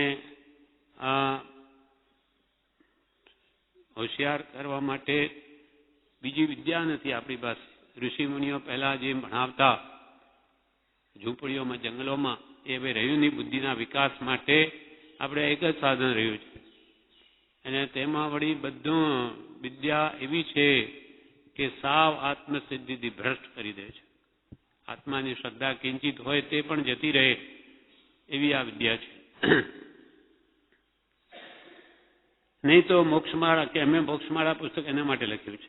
આત્મસિદ્ધિથી ભ્રષ્ટ થાય છે તો એને કંઈક તર્ક વિચારણાથી એને સમજાય કે આત્મા નામનો પદાર્થ છે. છેલ્લા અમારા 2 ભવ છે તેમાં થયેલ વેદન તે મોક્ષ માટે ઉપયોગી છે. 2 ભવમાં અમે આત્મજ્ઞાન સહિત અમારા જે ભવ ગયા છે તે મોક્ષ માટે ઉપયોગી છે. બાકી અનંતા ભવ બધા નિરર્થક ગયા. જીવને મહાત્મ્ય લાગવું જોઈએ. જીવને મહાત્મ્ય લાગવું જોઈએ. એકલો વૈરાગ્ય કામનો નથી. એકલો વૈરાગ કામનો નથી. વૈરાગ્યને 3 પ્રકાર છે. દુઃખ ગર્ભિત વૈરાગ્ય, મોહ ગર્ભિત વૈરાગ્ય, જ્ઞાન ગર્ભિત વૈરાગ્ય. જ્ઞાન ગર્ભિત એટલે સમજણ પૂર્વક નો વૈરાગ્ય. એકલો વૈરાગ કામનો નથી, સમજણ સાથે જોઈએ. ઘણીવાર વૈરાગ્ય ધારણ કર્યો પણ સદગુરુ વિના નિષ્ફળ થયો. સદગુરુ વિના નિષ્ફળ ગયો વૈરાગ. અનંતવાર આપણે જીન દીક્ષા લીધી, કંઈક વૈરાગ આવ્યો હશે ત્યારે લીધી હશે, પણ કે છે એ ફોગટ ગયો. કેમ? સાચા માર્ગદર્શક એવા સદગુરુ ન મળ્યા, ભૂમિઓ ન મળ્યો. એટલે ગુરુ વિના જ્ઞાનની પ્રાપ્તિ નહીં થઈ. એટલે ખાંડું બાંડું ચાલ્યું આવે છે. આપણી કંઈક યોગ્યતા આવે તો ગુરુ ન મળે, અને ગુરુ મળે ત્યારે આપણી યોગ્યતા ન હોય. આપણે એક આત્મકલ્યાણ કરવાની ભાવના ન હોય એટલે તે પણ યોગી નિષ્ફળ જાય. યોગ 2, આપણી ભાવના કલ્યાણ કરવાની અને સામે નાની પુરુષનો યોગ જોઈએ તો કામ થાય. એમ પ્રભુ શ્રીજી કે, અંબાલાલભાઈ કે, જૂઠાભાઈ કે, સૌભાગભાઈ એક ખરા જિજ્ઞાસુ હતા, જેને કલ્યાણ જોઈતો હતો તો સામે આવા પુરુષ મળી ગયા, કામ થઈ ગયું. એકલો વૈરાગ્ય કામનો નથી, સમજણ સાથે જોઈએ. ઘણીવાર વૈરાગ્ય ધારણ કર્યો પણ સદગુરુ વિના નિષ્ફળ થયો. વૈરાગ્યાદિ સફળ તો જો સહ આત્મજ્ઞાન તેમજ આત્મજ્ઞાનની પ્રાપ્તિ તણા નિદાન. આત્મજ્ઞાન સહિત વૈરાગ્ય હોય તો એને આગળ વધારે કેવળના તરફ લઈ જાય. કાં આત્મજ્ઞાન પ્રાપ્તિનું કારણ થાય. કેમ કે ત્યાગ વૈરાગ ન ચિત્તમાં થાય ન તેને જ્ઞાન. ચિત્તમાં એટલે હૃદયમાં, મનમાં, ભાવમાં સાચો ત્યાગ વૈરાગ ન હોય તો એને જ્ઞાન પણ નહીં થાય. એટલે જ્ઞાન થવા માટે પણ ત્યાગ વૈરાગ ઉપયોગી, અથવા જ્ઞાની હોય, આત્મજ્ઞાન હોય તો પણ એ વૈરાગ્યને આગળ વધારે છે. જ્ઞાનીની આજ્ઞામાં માર્ગ છે. જ્ઞાનીની આજ્ઞામાં માર્ગ છે. વૈરાગ્યની સાથે જ્ઞાનીની દશા તરફ લક્ષ રહે તો કામ થાય.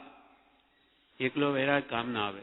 વૈરાગ્યની સાથે જ્ઞાનીની દશા પ્રાપ્ત કરવાનો લક્ષ્ય રહે, મારે આ પ્રાપ્ત કરવું છે, તો એ વૈરાગ કાર્યકારી છે. વૈરાગની સાથે જ્ઞાનીની દશા પ્રાપ્ત કરવાનો લક્ષ્ય રહે તો કામ થાય. એવું સમજાય ક્યારે? પ્રશ્ન કર્યો. એવું જીવને ક્યારે સમજાય કે મારે વૈરાગ સાથે આત્મજ્ઞાન પ્રાપ્તિનો લક્ષ્ય હોય? તો કે વિશેષ પ્રજ્ઞા હોય તો. વિશેષ પ્રજ્ઞા એટલે કે વિશાલ બુદ્ધિ. કૃપાલ દેવે લખ્યું છે, વિશાલ બુદ્ધિ, મધ્યસ્થતા, કોઈ મતનો આગ્રહ નહીં, મધ્યસ્થતા, સરળતા, માય કપટ નહીં, અને જીતેન્દ્રિય પણ, વિષયોની મંદતા. આટલા ગુણો જે આત્મામાં હોય તે તત્વ પામવાનું ઉત્તમ પાત્ર છે.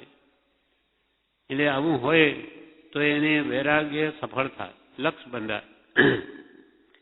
અસાર સંસારમાં રહેવું પડે છે, પ્રવૃત્તિ ગમતી નથી, આત્મા નિર્ગ્રહણ દશાને યોગ્ય થયો છે, પણ પ્રવૃત્તિનો ઉદય છે કૃપાલદેવને અસાર સંસાર.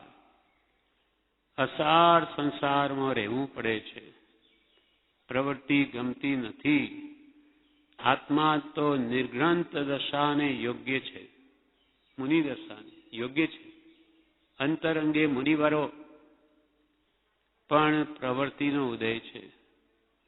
જ્ઞાનીને પત્ર લખવાનો હોય ત્યારે કેટલો વિચાર કરવાનો હોય છે. શાસ્ત્ર વગેરેનો વિચાર કરીને લખે, કેમ કે એની જ્ઞાનીની વાણી પૂર્વાપર અવિરોધ હોય છે. આગળ પાછળ કોઈ વિરોધ ના આવે. હવે એવી વાણી લખવી હોય તો ખૂબ વિચારીને લખે કે કદી પણ એમાં વાંધો ના આવે. જ્ઞાનીને પત્ર લખવાનો હોય ત્યારે કેટલો વિચાર કરવાનો હોય છે. શાસ્ત્ર વગેરેનો વિચાર કરીને લખે. આ પ્રમાણે એટલું જ આ સંક્ષિપ્ત વિવેચન હતું, તે પૂરું થયું. પત્રાંક 486 મુંબઈ ફાગણ સુદ 11 રવિ 1950. પ્રમાદને આ સુઈગણાંક સૂત્ર વીર્ય અધ્યાન સુઈગણાંક સૂત્ર છે. ભગવાન મહાવીર ઉપદિષ્ટ દ્વાદશાંગી 12 અંકમાંનું પહેલું સૂત્ર છે આચારાંક. બીજું સૂત્ર છે સુઈગણાંક સૂત્રકૃતાંક. આ સુઈગણાંકમાંની ગાથા કૃપાલદેવે લખી છે. સુઈગણાંક સૂત્ર વીર્ય અધ્યાન માંથી લખ્યું છે. નીચે ફૂટનોટમાં તે પ્રાકૃત માગરીને પણ ગાથાઓ અહીંયા મૂકી છે. ફૂટનોટમાં સુઈગણાંકની પહેલી પમાયમ કમ માહુંસુ અપમાયમ તહાવરમ તભાવ દેશો વાવી બાલમ પંડિય મેવવા. સૂત્રકૃતાંક 1 સૂત્રકૃતાંક 8 અ ત્રીજી ગાથા. બીજી જે સિંહ કુલે સમુપન્ને જે હિંવા સંબરે નરે જે હિંવા સંબસે નરે મમાઈ લુપઈ બાલે અન્ને અણ્ણી મુચ્છીએ.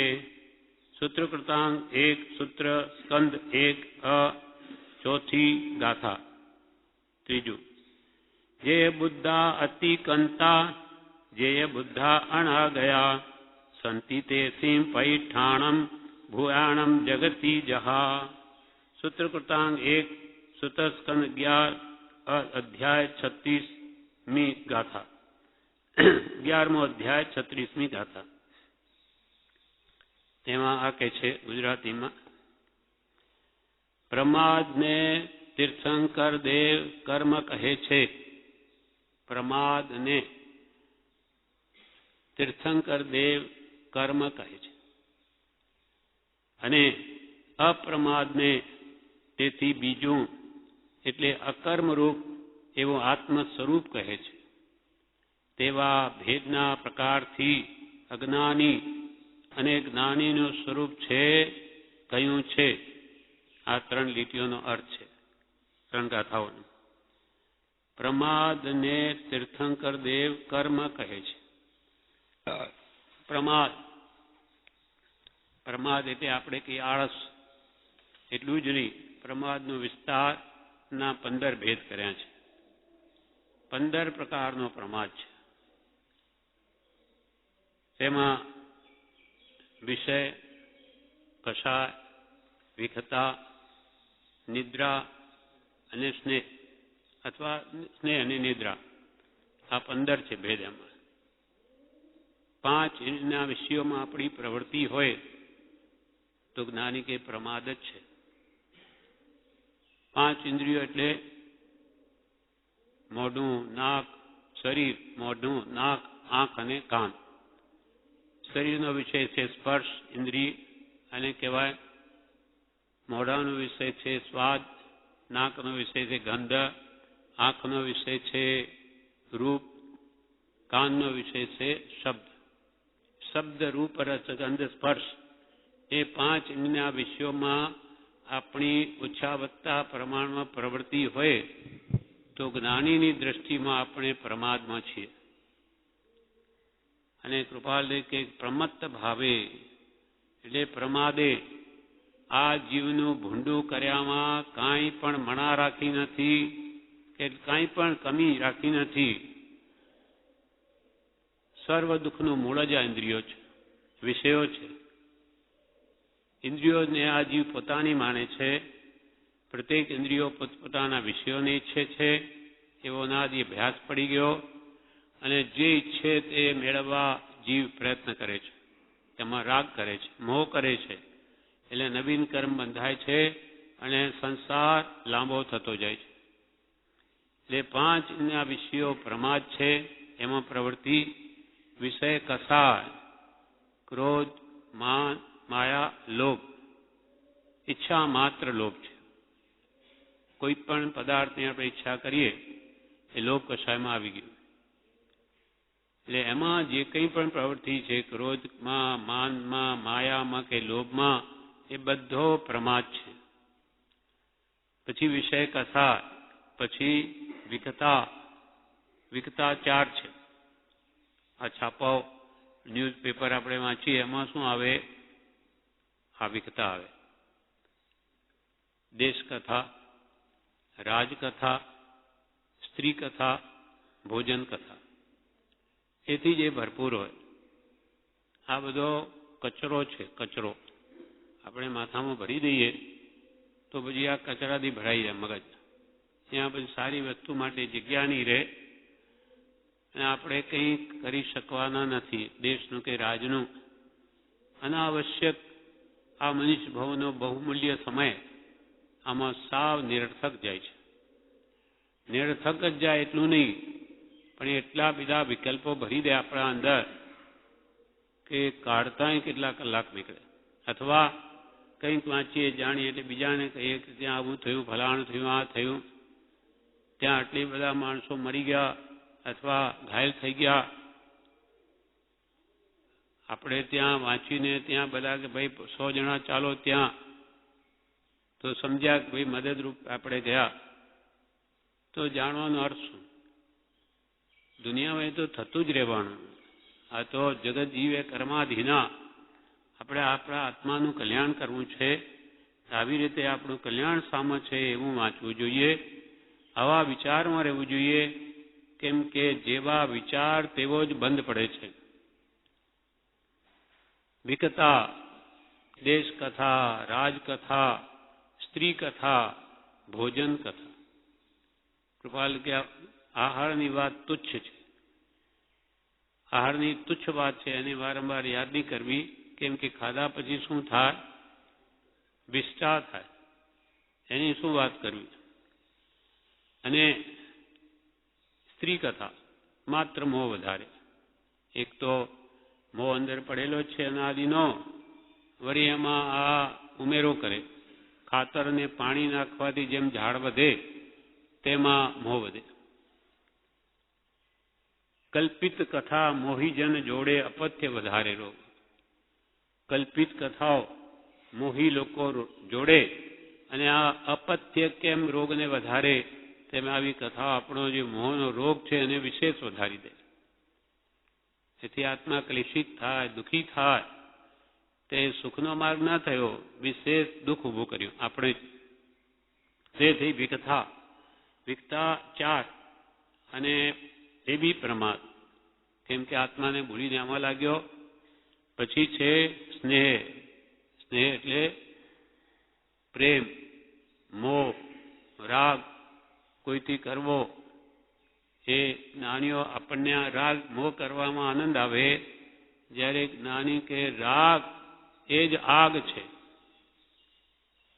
અગ્નિમાં હાથ ઘાલીએ તો બળી જાય, દુઃખી થઈએ. રાગ કરીએ તો એ ત્યારથી જ એ દુઃખી થતો જાય. દુઃખની શરૂઆત થઈ ગઈ. પ્રિય કર્યો ના કોઈ જન. બ્રહ્મચારી એક બહેનને લખીને આપ્યું છે આશ્રમમાં. પ્રિય કર્યો ના કોઈ જન, ત્યાં સુધી સુખી ગણાય. સંગ કર્યો જ્યાં પ્રિયનો, જીવ દુઃખે હોમાય.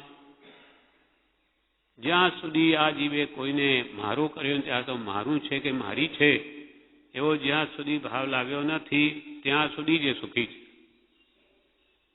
સંગ કર્યો જ્યાં પ્રિયનો, આ મારો છે એમ કરીને જો પ્રિયનો સંગ કર્યો ત્યાં દુઃખે હોમા, ત્યાં દુઃખની શરૂઆત થઈ ગઈ. પછી આખી જિંદગી દુઃખી થવાના. એટલે અહમ ભાવ ને મમત ભાવ એ સર્વ દુઃખનું મૂળ છે. એટલે આ વિકતા છે બધી. આત્મ શાંતિ આવવા ન દે. પછી જે નિદ્રા, નિદ્રા એટલે આળસ, સૂઈ રહેવું, એ જીવને વધારે સારું લાગે. એટલે જ્ઞાની પુરુષો કે પ્રમાદમાં એને અનાદિથી રતિ છે. પ્રમાદમાં જીવને, કૃપાલે લખે, પ્રમાદમાં જીવને અનાદિથી રતિ છે, પણ તેમાં કંઈ રતિ કરવા જેવું દેખાતું નથી. પણ એને આળસ કરવા મજા આવે. એટલે કે ઊભો હોય તો બેસી જાઉં એવું મન થાય, બેસવાનું. અને બેઠો હોય તો સૂઈ જાઉં એવું એને ગમે છે. પ્રમાદી જીવ પરમાર્થો શું સાધી શકે, પણ વ્યવહાર પણ સિદ્ધિ ન મળે. આળસુ હોય, આળસુ કોઈ કાર્ય સિદ્ધિ ન કરી શકે. એટલે આ બધી જ વસ્તુઓ પ્રમાદના ભેદ છે. શાસ્ત્રીય પ્રમાદના 15 ભેદ, 5 વિષય, 4 કસાય, 4 વિકતા, 1 સ્નેહ અને 1 નિદ્રા. આ 5 + 4 9 + 4 13 + 1 14 1 + 15 થયા. અને આ પ્રમાદને ભગવાન તીર્થંકર શું કહે છે? કર્મ કહે છે. એનાથી કર્મ આવે. આ બધા 15 પ્રમાદમાં આપણી પ્રવૃત્તિ કરીએ તો ભગવાન કે તમે કર્મ જ બાંધશો. કાર્મણ વર્ગનો જે સર્વત્ર પડી છે એને તમે આવા ભાવો કરીને તમારા તરફ આકર્ષો છો. કાર્મણ વર્ણો કંઈ વિચારી કરતી નથી, તો જડ છે. આપણે જ એને કર્મ રૂપે પરિણમાવીએ છીએ. એટલે એ આત્મા સાથે બંધાઈ જાય અને પછી સત્તા કાળ પૂરો થાય કે ઉદયમાં આવે પછી સુખ દુઃખનું કારણ થાય છે. એટલે પ્રમાદને તીર્થંકર દેવ કર્મ કહે છે અને અપ્રમાદને એટલે અપ્રમત્ત દશા, તેથી બીજું એટલે અકર્મરૂપ એવું આત્મ સ્વરૂપ કહે છે. જે જીવ વિષય કસાય વિકતા સ્નેહની નિદ્રામાં પ્રવૃત્તિ ન કરે તેને ભગવાન તીર્થંકર અપ્રમત્ત દશા કહે છે. અને જે અકર્મરૂપ દશા છે, અકર્મરૂપ એવું આત્મ સ્વરૂપ કહે છે. નિશ્ચયને મૂળ સ્વરૂપે આત્મામાં આ દોષો છે જ નહીં. એના સ્વભાવમાં બધા મોહના કારણે ઉભા થયેલા છે. આ જો છોડી દે તો આત્મા સ્વભાવમાં આવી જાય, જ્યાં અનંત સુખ છે. અનંત સુખને રોકનારી આ બધી ક્રિયાઓ છે જેને આપણે સુખ લેવા માટે કરીએ છીએ, પણ નાની કે તો એનાથી દુઃખી થાય છે. એવા ભેદના પ્રકારથી અજ્ઞાની અને જ્ઞાનીનું સ્વરૂપ છે. એટલે અજ્ઞાની કોણ? કે જે આ વિષય કસાયમાં પ્રવૃત્તિ કરે તે અજ્ઞાની, અને વિષય કસાયથી રહિત જેની પ્રવૃત્તિ તે જ્ઞાની. આત્મજ્ઞાની હોય તે વિષય કસાયમાં કોઈ ઉદયાધીન પ્રવૃત્તિ હોય પણ આસક્તિપૂર્વક નહીં. એક ક્ષણ પણ એ સંસારમાં રહેવાય છે નહીં. માટે તે જ્ઞાની છે. અંતરથી બાહ્ય ઉપાધિ હોઈ શકે કર્મને આધીન, પણ અંતરથી અલિપ્ત હોય છે. જ્યારે અજ્ઞાની ભલે બાહ્ય ઉપાધિ હો કે ન હો, એને હંમેશા આસક્તિ બની રહે કે મને સ્ત્રી મળે, મને પુત્ર મળે, મને ધન મળે, માન મોટાઈ, એવી અનેક જાતની ઈચ્છાથી એ લિપ્ત હોય, લેપાયેલો છે. એને કંઈ ન હોય અથવા ઘણું બધું હોય તો એ વિશેષ મેળવવાની તૃષ્ણાથી અજ્ઞાની હંમેશા દુઃખી છે. સંતોષી નર સદા સુખી, તૃષ્ણા વાળો નર નિત્ય ભિખારી. પછી કે કરોડપતિ હોય કે અબજોપતિ હોય, પણ વિશેષ મેળવવાની એની ઈચ્છા છે તો એને જ્ઞાનીઓ ભિખારી કહ્યો છે. જ્ઞાનીઓની વ્યાખ્યામાં, ભાષામાં. કેમ કે ભિખારી પણ એવું ઈચ્છે છે કે મને મળે, મને મળે, અને કરોડપતિ કે મને મળે, મને મળે. એટલે બેમાં ફરક શું? ઈચ્છાની દ્રષ્ટિએ બે સરખા છે. કૃપાલદેવ વાસનાની દ્રષ્ટિએ એક ભૂંડ અને ચક્રવર્તીની સાથે સરખામણી કરી છે. મોહની દ્રષ્ટિએ.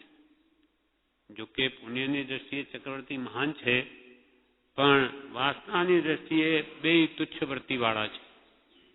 તેમ અહીંયા જેને સંસાર સુખ મેળવવાની કામના છે તે અજ્ઞાની, અને જેને સંસાર સુખ પ્રત્યે સુખ બુદ્ધિ જ નથી પણ અત્યંત દુઃખરૂપ જે ભાસે છે તે છે જ્ઞાની. પ્રમાદને તીર્થંકરદેવ કર્મ કહે છે અને અપ્રમાદને તેથી બીજું એટલે અકર્મ રૂપ એવું આત્મ સ્વરૂપ કહે છે. તેવા ભેદના પ્રકારથી અજ્ઞાની અને જ્ઞાનીનું સ્વરૂપ કહ્યું છે. સુગડાંગ સૂત્ર વીર્ય ધ્યાન 1. જે કુલને વિશે જન્મ થયો છે અને જેના સહવાસમાં જીવ વસ્યો છે ત્યાં અજ્ઞાની એવો આ જીવ તે મમતા કરે છે અને તેમાં નિમગ્ન રહ્યા કરે છે, માટે તે પ્રમાદી છે. પ્રમાદી જીવ શું કરે કે જે કુલને વિશે જન્મ થયો, આપણે જે કુલમાં જન્મ્યા, પટેલ કે વાણિયા કે જે કહો, બ્રાહ્મણ, જે કુલને વિશે આ જીવનો જન્મ થયો છે અને જેના સહવાસમાં જીવ વસ્યો છે, આજુબાજુ જે એનો સંગ છે, ત્યાં અજ્ઞાની એવો આ જીવ તે મમતા કરે છે. આ મારું છે, આ મારું કુટુંબ છે, આ બધા મારા સગા છે. જે કુલમાં જીવ જન્મ્યો હોય તેને બધાને પોતાના માને અને બીજા બધા પરાયા છે, મારા નથી. એટલે મમતા નાનીને સમતા હોય છે. નાનીને આખું વિશ્વ કુટુંબ સમ હોય, જ્યારે અજ્ઞાની આ મારું કુટુંબ, બીજા બધા પરાયા. નાની કહે કે તમે પણ આગલા જન્મમાં આ બીજા સગા તમારા જ કુટુંબી હતા, કેમ કે આ જીવે સર્વ જીવ સાથે સર્વ પ્રકારના સંબંધો કરી ચૂક્યો છે. અને આદિકાલનું પરિભ્રમણ છે. જે જીવની આદિ જ નથી તો એને કેટલા જન્મ કર્યા, અનંતા. તેમાં સર્વ જીવ સાથે જ્ઞાની પુરુષો કે એના સંબંધ થઈ ચૂક્યા છે. આ ભાવમાં એ કહે છે કે આ મારું છે ને આ પરાયું છે, આ તારું નથી ને પેલું પરાયું નથી. નિશ્ચય ને કોઈ તારું નથી અને વ્યવહારે બધું જ તારું છે. એટલે જે કુલને વિશે જન્મ થયો છે અને જેના સહવાસમાં જીવ વસ્યો છે ત્યાં અજ્ઞાની એવા જીવ તે મમતા કરે છે અને તેમાં નિમગ્ન રહ્યા કરે છે. તે મારાપણું કરી અને એમાં જ લીન રહે, મારું કુટુંબ. એના માટે પછી જે કંઈ પણ વસ્તુ મેળવો, સુખી કરવાની ભાવના કુટુંબને, અને એના માટે આખી જિંદગી ગાળે છે. નીચે જે માગણીની 3 ગાથા આપણે વાંચી એ ખરેખર આવી રીતે 3 જુદી છે. પેલું પહેલું હતું, આ બીજું છે. હજુ ત્રીજી ગાથાનો અર્થ નીચે આવશે. એટલે મમતાથી શું થાય? પૂજ્યપાદ સ્વામીએ ઇષ્ટોપદેશમાં લખ્યું, ત્યાં જીવ મમતા કરે છે અને એમાં નિમગ્ન રહે છે, લીન રહે છે. કેમ કે આ મારું છે, એને હું સુખી કરું. તો કે મમતાથી બંધાય છે નિર્મમ જીવ મુકાય, યાતે ગાઢ પ્રયત્ન સે નિર્મમ કરો ઉપાય. તું મારાપણું કરે કે ત્યાં તું બંધાઈ જાય છે. આ ભાવ પૂરતો બંધાયેલો છે જ મોહવશ. ભવ બંધાઈ જાય છે અને નિર્મમ જીવ મુકા. નિર્મમ મારું આ છે જ નહીં. નાની પુરુષોને જેમ કે કૃપાલયનું કુટુંબ હતું, માતા પિતા બધા હતા, અને પૂછ્યા કોણ છે તો એમ જ કે મારા પિતા છે અથવા મારો પુત્ર છે એમ જ કે. પણ અંતરમાં કૃપાલયને શું હતું? અરે આ તો મારા ક્યાંથી હોય, શરીરે એમનું નહોતા માનતા. દેહધારી છીએ કે કેમ તે સંભાળે જ્યારે માંડ જાણીએ તો એના મનમાં વળી પરાયું મારું છે એમ હોય. પણ વ્યવહાર એમ જ કહેવાય. તેમ આપણે વ્યવહારે એમ પ્રવૃત્તિ થાય, પણ અંતરથી જ્ઞાન કે તોડી નાખવું. અંદરથી મારું કોઈ જ નથી. આજ હું બીજા માટે આખી જિંદગી આ બરબાદ કરું છું, બધી મારી ભૂલ છે. અંત સમયે પસ્તાવો થશે કે મેં આ જીવન આ કુટુંબ માટે આખું ગાળી નાખ્યું, મારા માટે મેં શું કર્યું. પણ પછી કોઈ ઈલાજ નથી.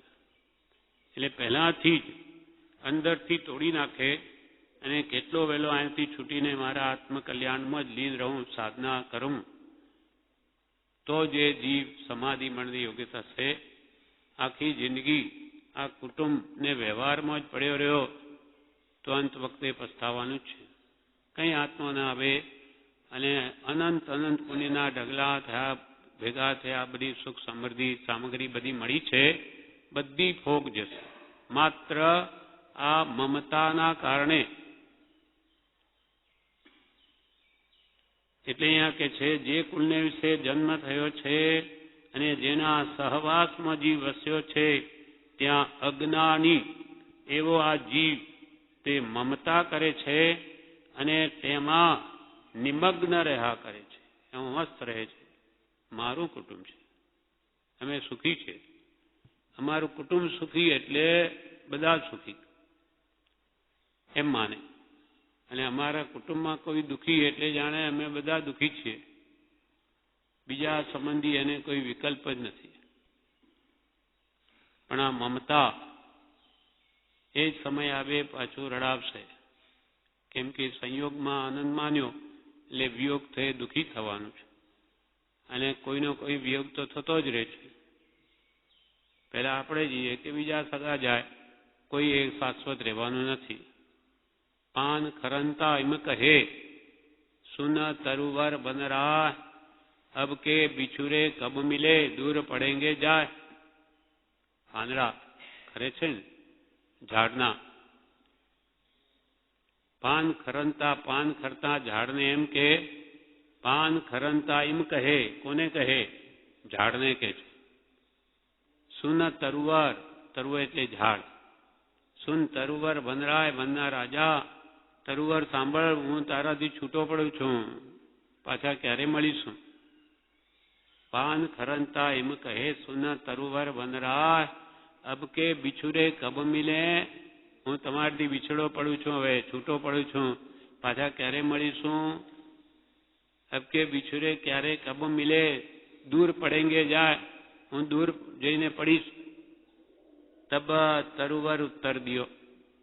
તરુવર એટલે ઝાડે ઉત્તર દીધો. શું કહ્યું ઝાડે? તબ તરુવર ઉત્તર દિયો સુનો પત્ર એક બાત. પત્ર એટલે હે પાંદડા, તું આ વાત સાંભળ મારી કે ભાઈ ઇસ ઘર એસી રીત હૈ, એક આવત એક જાત.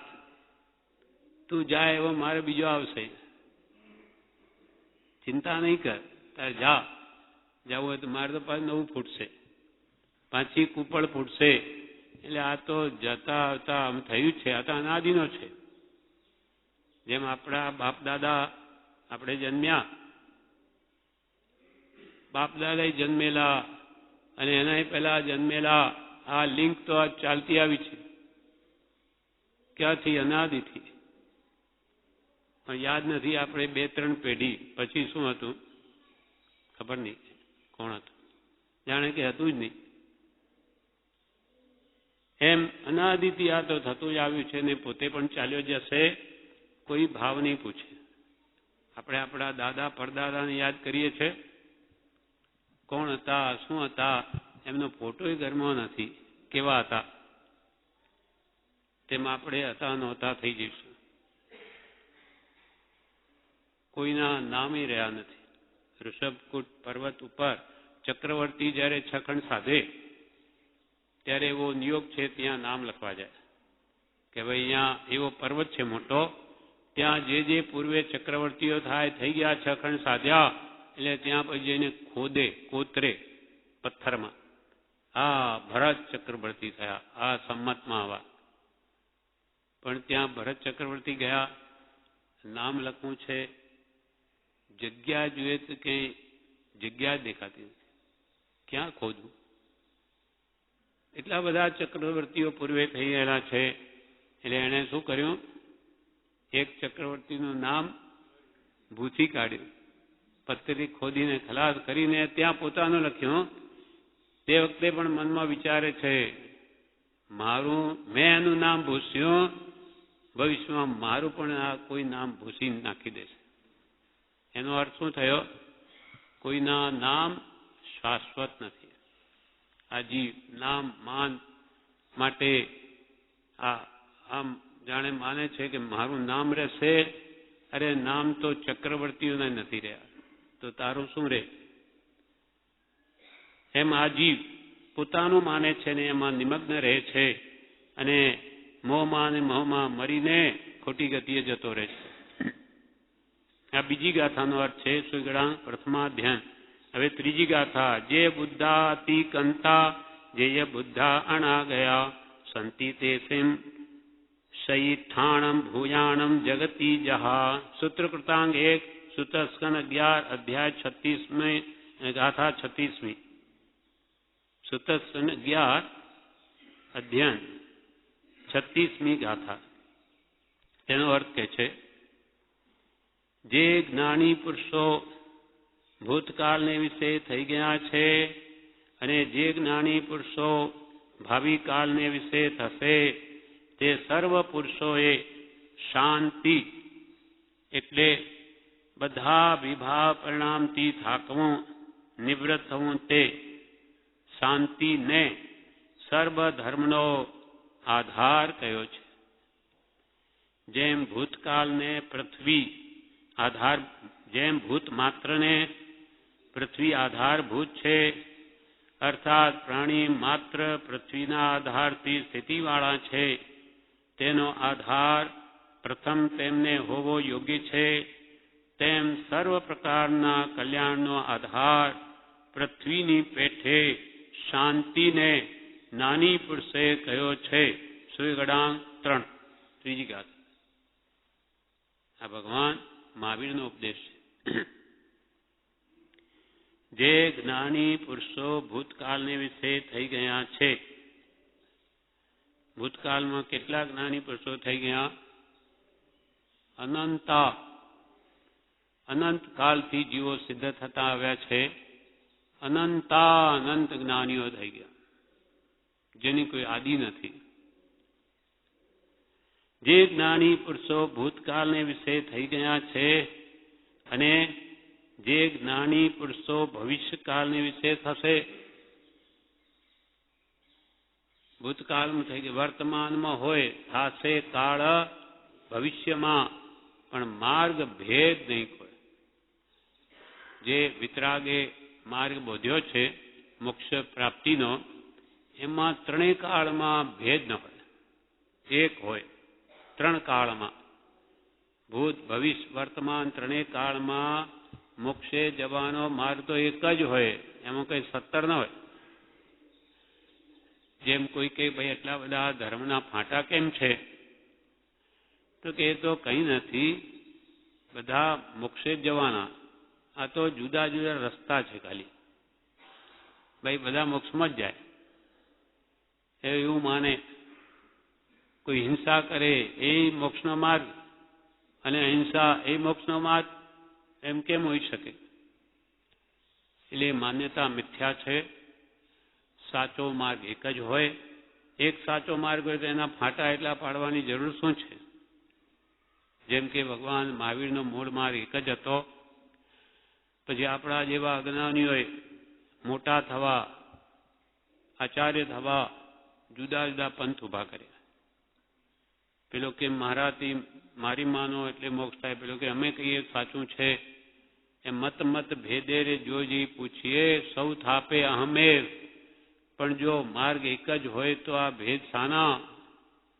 ભગવાનના સમયમાં કોઈ ભેદ ન હતા. હવે બધા દિગંબર શ્વેતાંબર સ્થાનકવાસી અનેક ભેદ પડી ગયા, જે કૃપાલદેવ બધાને એક કર્યા છે. બધાના ભગવાન તો એક જ છે, બાપ એક જ છે, તો આ દીકરાઓ બધા શા માટે લડો છો? દિગંબર હોય તો ભગવાન મહાવીરને માને, શ્વેતાંબર એને માને, સ્થાનકવાસી એને માને, તો પછી આમાં ઝઘડા થાના? આપણી કલ્પનાના, માન્યતાના. ભગવાનનો ઉપદેશ તો ત્રણેય કાળમાં એક જ છે. એક હોય ત્રણ કાળમાં પરમારથનો પંથ, પ્રેરે તે પરમાર્થ અને તે વ્યવહાર સમંત. જે કંઈ પણ ધર્મનો વ્યવહાર આપણને ઠેઠ મૂળ માર્ગ સુધી લઈ જાય તે વ્યવહાર સાચો. જે જ્ઞાની પુરુષો ભૂતકાળને વિશે થઈ ગયા છે અને જે જ્ઞાની પુરુષો ભાવિ કાળને વિશે થશે ભવિષ્યમાં, તે સર્વ પુરુષોએ, તે બધા પુરુષોએ, જ્ઞાની પુરુષોએ શાંતિ ને સર્વ ધર્મનો આધાર કયો છે. શાંતિ એટલે શું? સર્વ વિભાગ પરિણામથી થાકવું અને સ્વભાવમાં આવવું, ત્યાં આત્માને પરમ શાંતિ છે. જેમ આપણે બધે ભટકતા ફરતા હોઈએ બહાર અને ઘરમાં આવી ગયા તો શાંત, હાસ. હવે જાણે બહાર ગયા, ભલે જાત્રા ગયા, ગમે ત્યાં પાછા ઘરે આવીએ ત્યારે કે ઓમ શાંતિ, હવે ઠેકાણે પડ્યા, નહીં તો અધરનો અધર લાગે. તેમ આ જીવ ચાર ગતિમાં અનાજથી ભટકે છે, વિભાવ પરિણામથી, પણ સ્વભાવમાં આવે. ધર્મ કહે આત્મા સ્વભાવ કોણ? ધર્મ કરવો છે. ધર્મ એટલે શું? સ્વભાવમાં આવવું, એ જ ધર્મની પ્રાપ્તિ. એમ શાંતિ ક્યાં છે? સ્વભાવમાં. રાગદ્વેષ એ વિભાવ છે. જ્યાં સુધી રાગદ્વેષમાં જીવ રહેશે ત્યાં સુધી અશાંત જ રહેશે. એકવાર પ્રસંગમાં છે, કૃપાલદેવના બધા બેઠા હતા, બીજા મતના અમુક લોકો આવ્યા. તેમાં એક પાર્વતીબેન,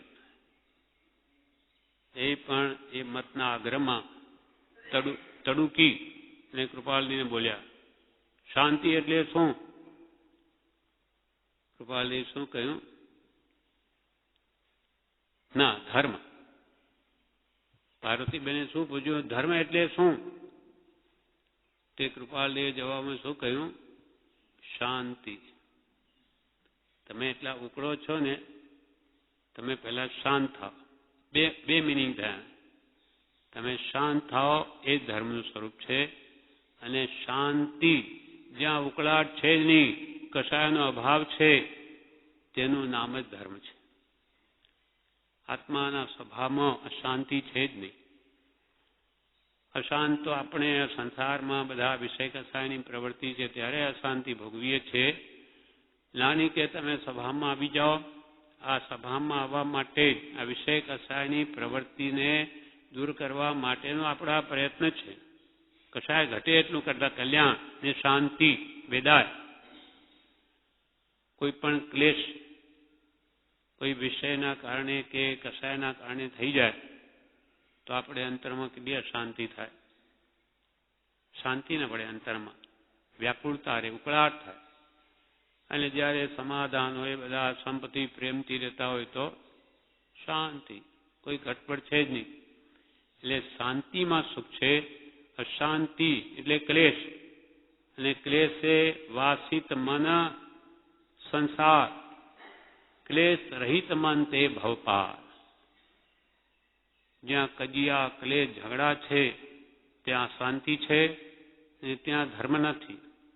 અને ધર્મના નિમિત્તે ધર્મના સ્થાનોમાં જ અશાંતિ હોય તો શાંતિ ક્યાં હોય? શાંતિની તો બીજી કોઈ જગ્યા જ નથી. એટલે જે જ્ઞાની પુરુષો ભૂતકાળને વિશે થઈ ગયા છે અને જે જ્ઞાની પુરુષો ભાવિ કાળને વિશે થશે તે સર્વ પુરુષોએ શાંતિ એટલે બધા વિભાવ પ્રણામથી થાકવું નિવૃત્ત થવું તે શાંતિને સર્વ ધર્મનો આધાર કયો છે. કેવી રીતનો આધાર? તો કે જેમ ભૂતકાળને ભૂત માત્રને એટલે કે પ્રાણી માત્રને પૃથ્વી આધારભૂત છે. પૃથ્વી ન રહે હોય તો જીવ રહે ક્યાં? જેમ ભૂત માત્રને પૃથ્વી આધારભૂત છે, અર્થાત એટલે કે પ્રાણી માત્ર પૃથ્વીના આધારથી સ્થિતિવાળા છે. પૃથ્વી પર આપણું ઘર હોય કે અમે ગમે તે પૃથ્વી પર સ્થિર રહી શકીએ, તેનો આધાર પ્રથમ તેમને હોવો યોગ્ય છે. પહેલા તો આધાર હોવો જોઈએ જેના પર જીવ રહી શકે. તેમ સર્વ પ્રકારના કલ્યાણનો આધાર પૃથ્વીની પેઠે શાંતિને જ્ઞાની પુરુષોએ કહ્યો છે. જેમ લોકોને પૃથ્વી આધારભૂત છે તેમ સર્વ પ્રકારના કલ્યાણનો આધાર વ્યવહારમાં કે પરમાર્થમાં પણ પૃથ્વીની પેઠે શાંતિને જ્ઞાની પુરુષોએ પ્રથમ આધાર કહ્યો છે. એટલે કે વિષય કસાયને શાંત કરવા તે શાંતિ કૃપાલ કે પરમ શાંતિ પદને ઈચ્છીએ એ જ આપણો સર્વસંમત ધર્મ છે. પરમ શાંતિ પદને ઈચ્છીએ. દરેક જીવને શાંતિ ગમે, અશાંતિ ન ગમે. એટલે પરમ શાંતિ એટલે અંતરમાંથી બધા કસાયનું નિર્મળપણું થાય તો આત્મા સર્વકાળને માટે શાંત થઈ જાય. પરમ શાંતિ પદને ઈચ્છીએ એ જ આપણો સર્વસંમત ધર્મ છે. સર્વસંમત એટલે બધાને, બધા ધર્મવાળાને આપણે પૂછીએ તો બધા પણ આ શાંતિ જ ઈચ્છે છે. જે આર્ય ધર્મો છે તે બધાનું લક્ષ્ય મોક્ષ છે. મોક્ષ એટલે શાંતિ, જ્યાં ઉકળાટ નહીં, અંતરમાં પરમ શાંતિ. તે સર્વ ધર્મ એ જ ઈચ્છે છે. એટલે કૃપાલ કે પરમ શાંતિ પદને ઈચ્છીએ એ જ આપણો બધાનો સર્વસંમત ધર્મ છે. એમાં કોઈ ના નહીં પાડે શાંતિ કે ભાઈ અમારે નથી જોઈતી. સર્વજીવો શાંતિને જ ઈચ્છે છે. આ પ્રમાણે આ પત્રાંક 486 પણ પૂરો થયો. એનું પણ વિવેચન નથી. માટે આગળનો પત્ર 487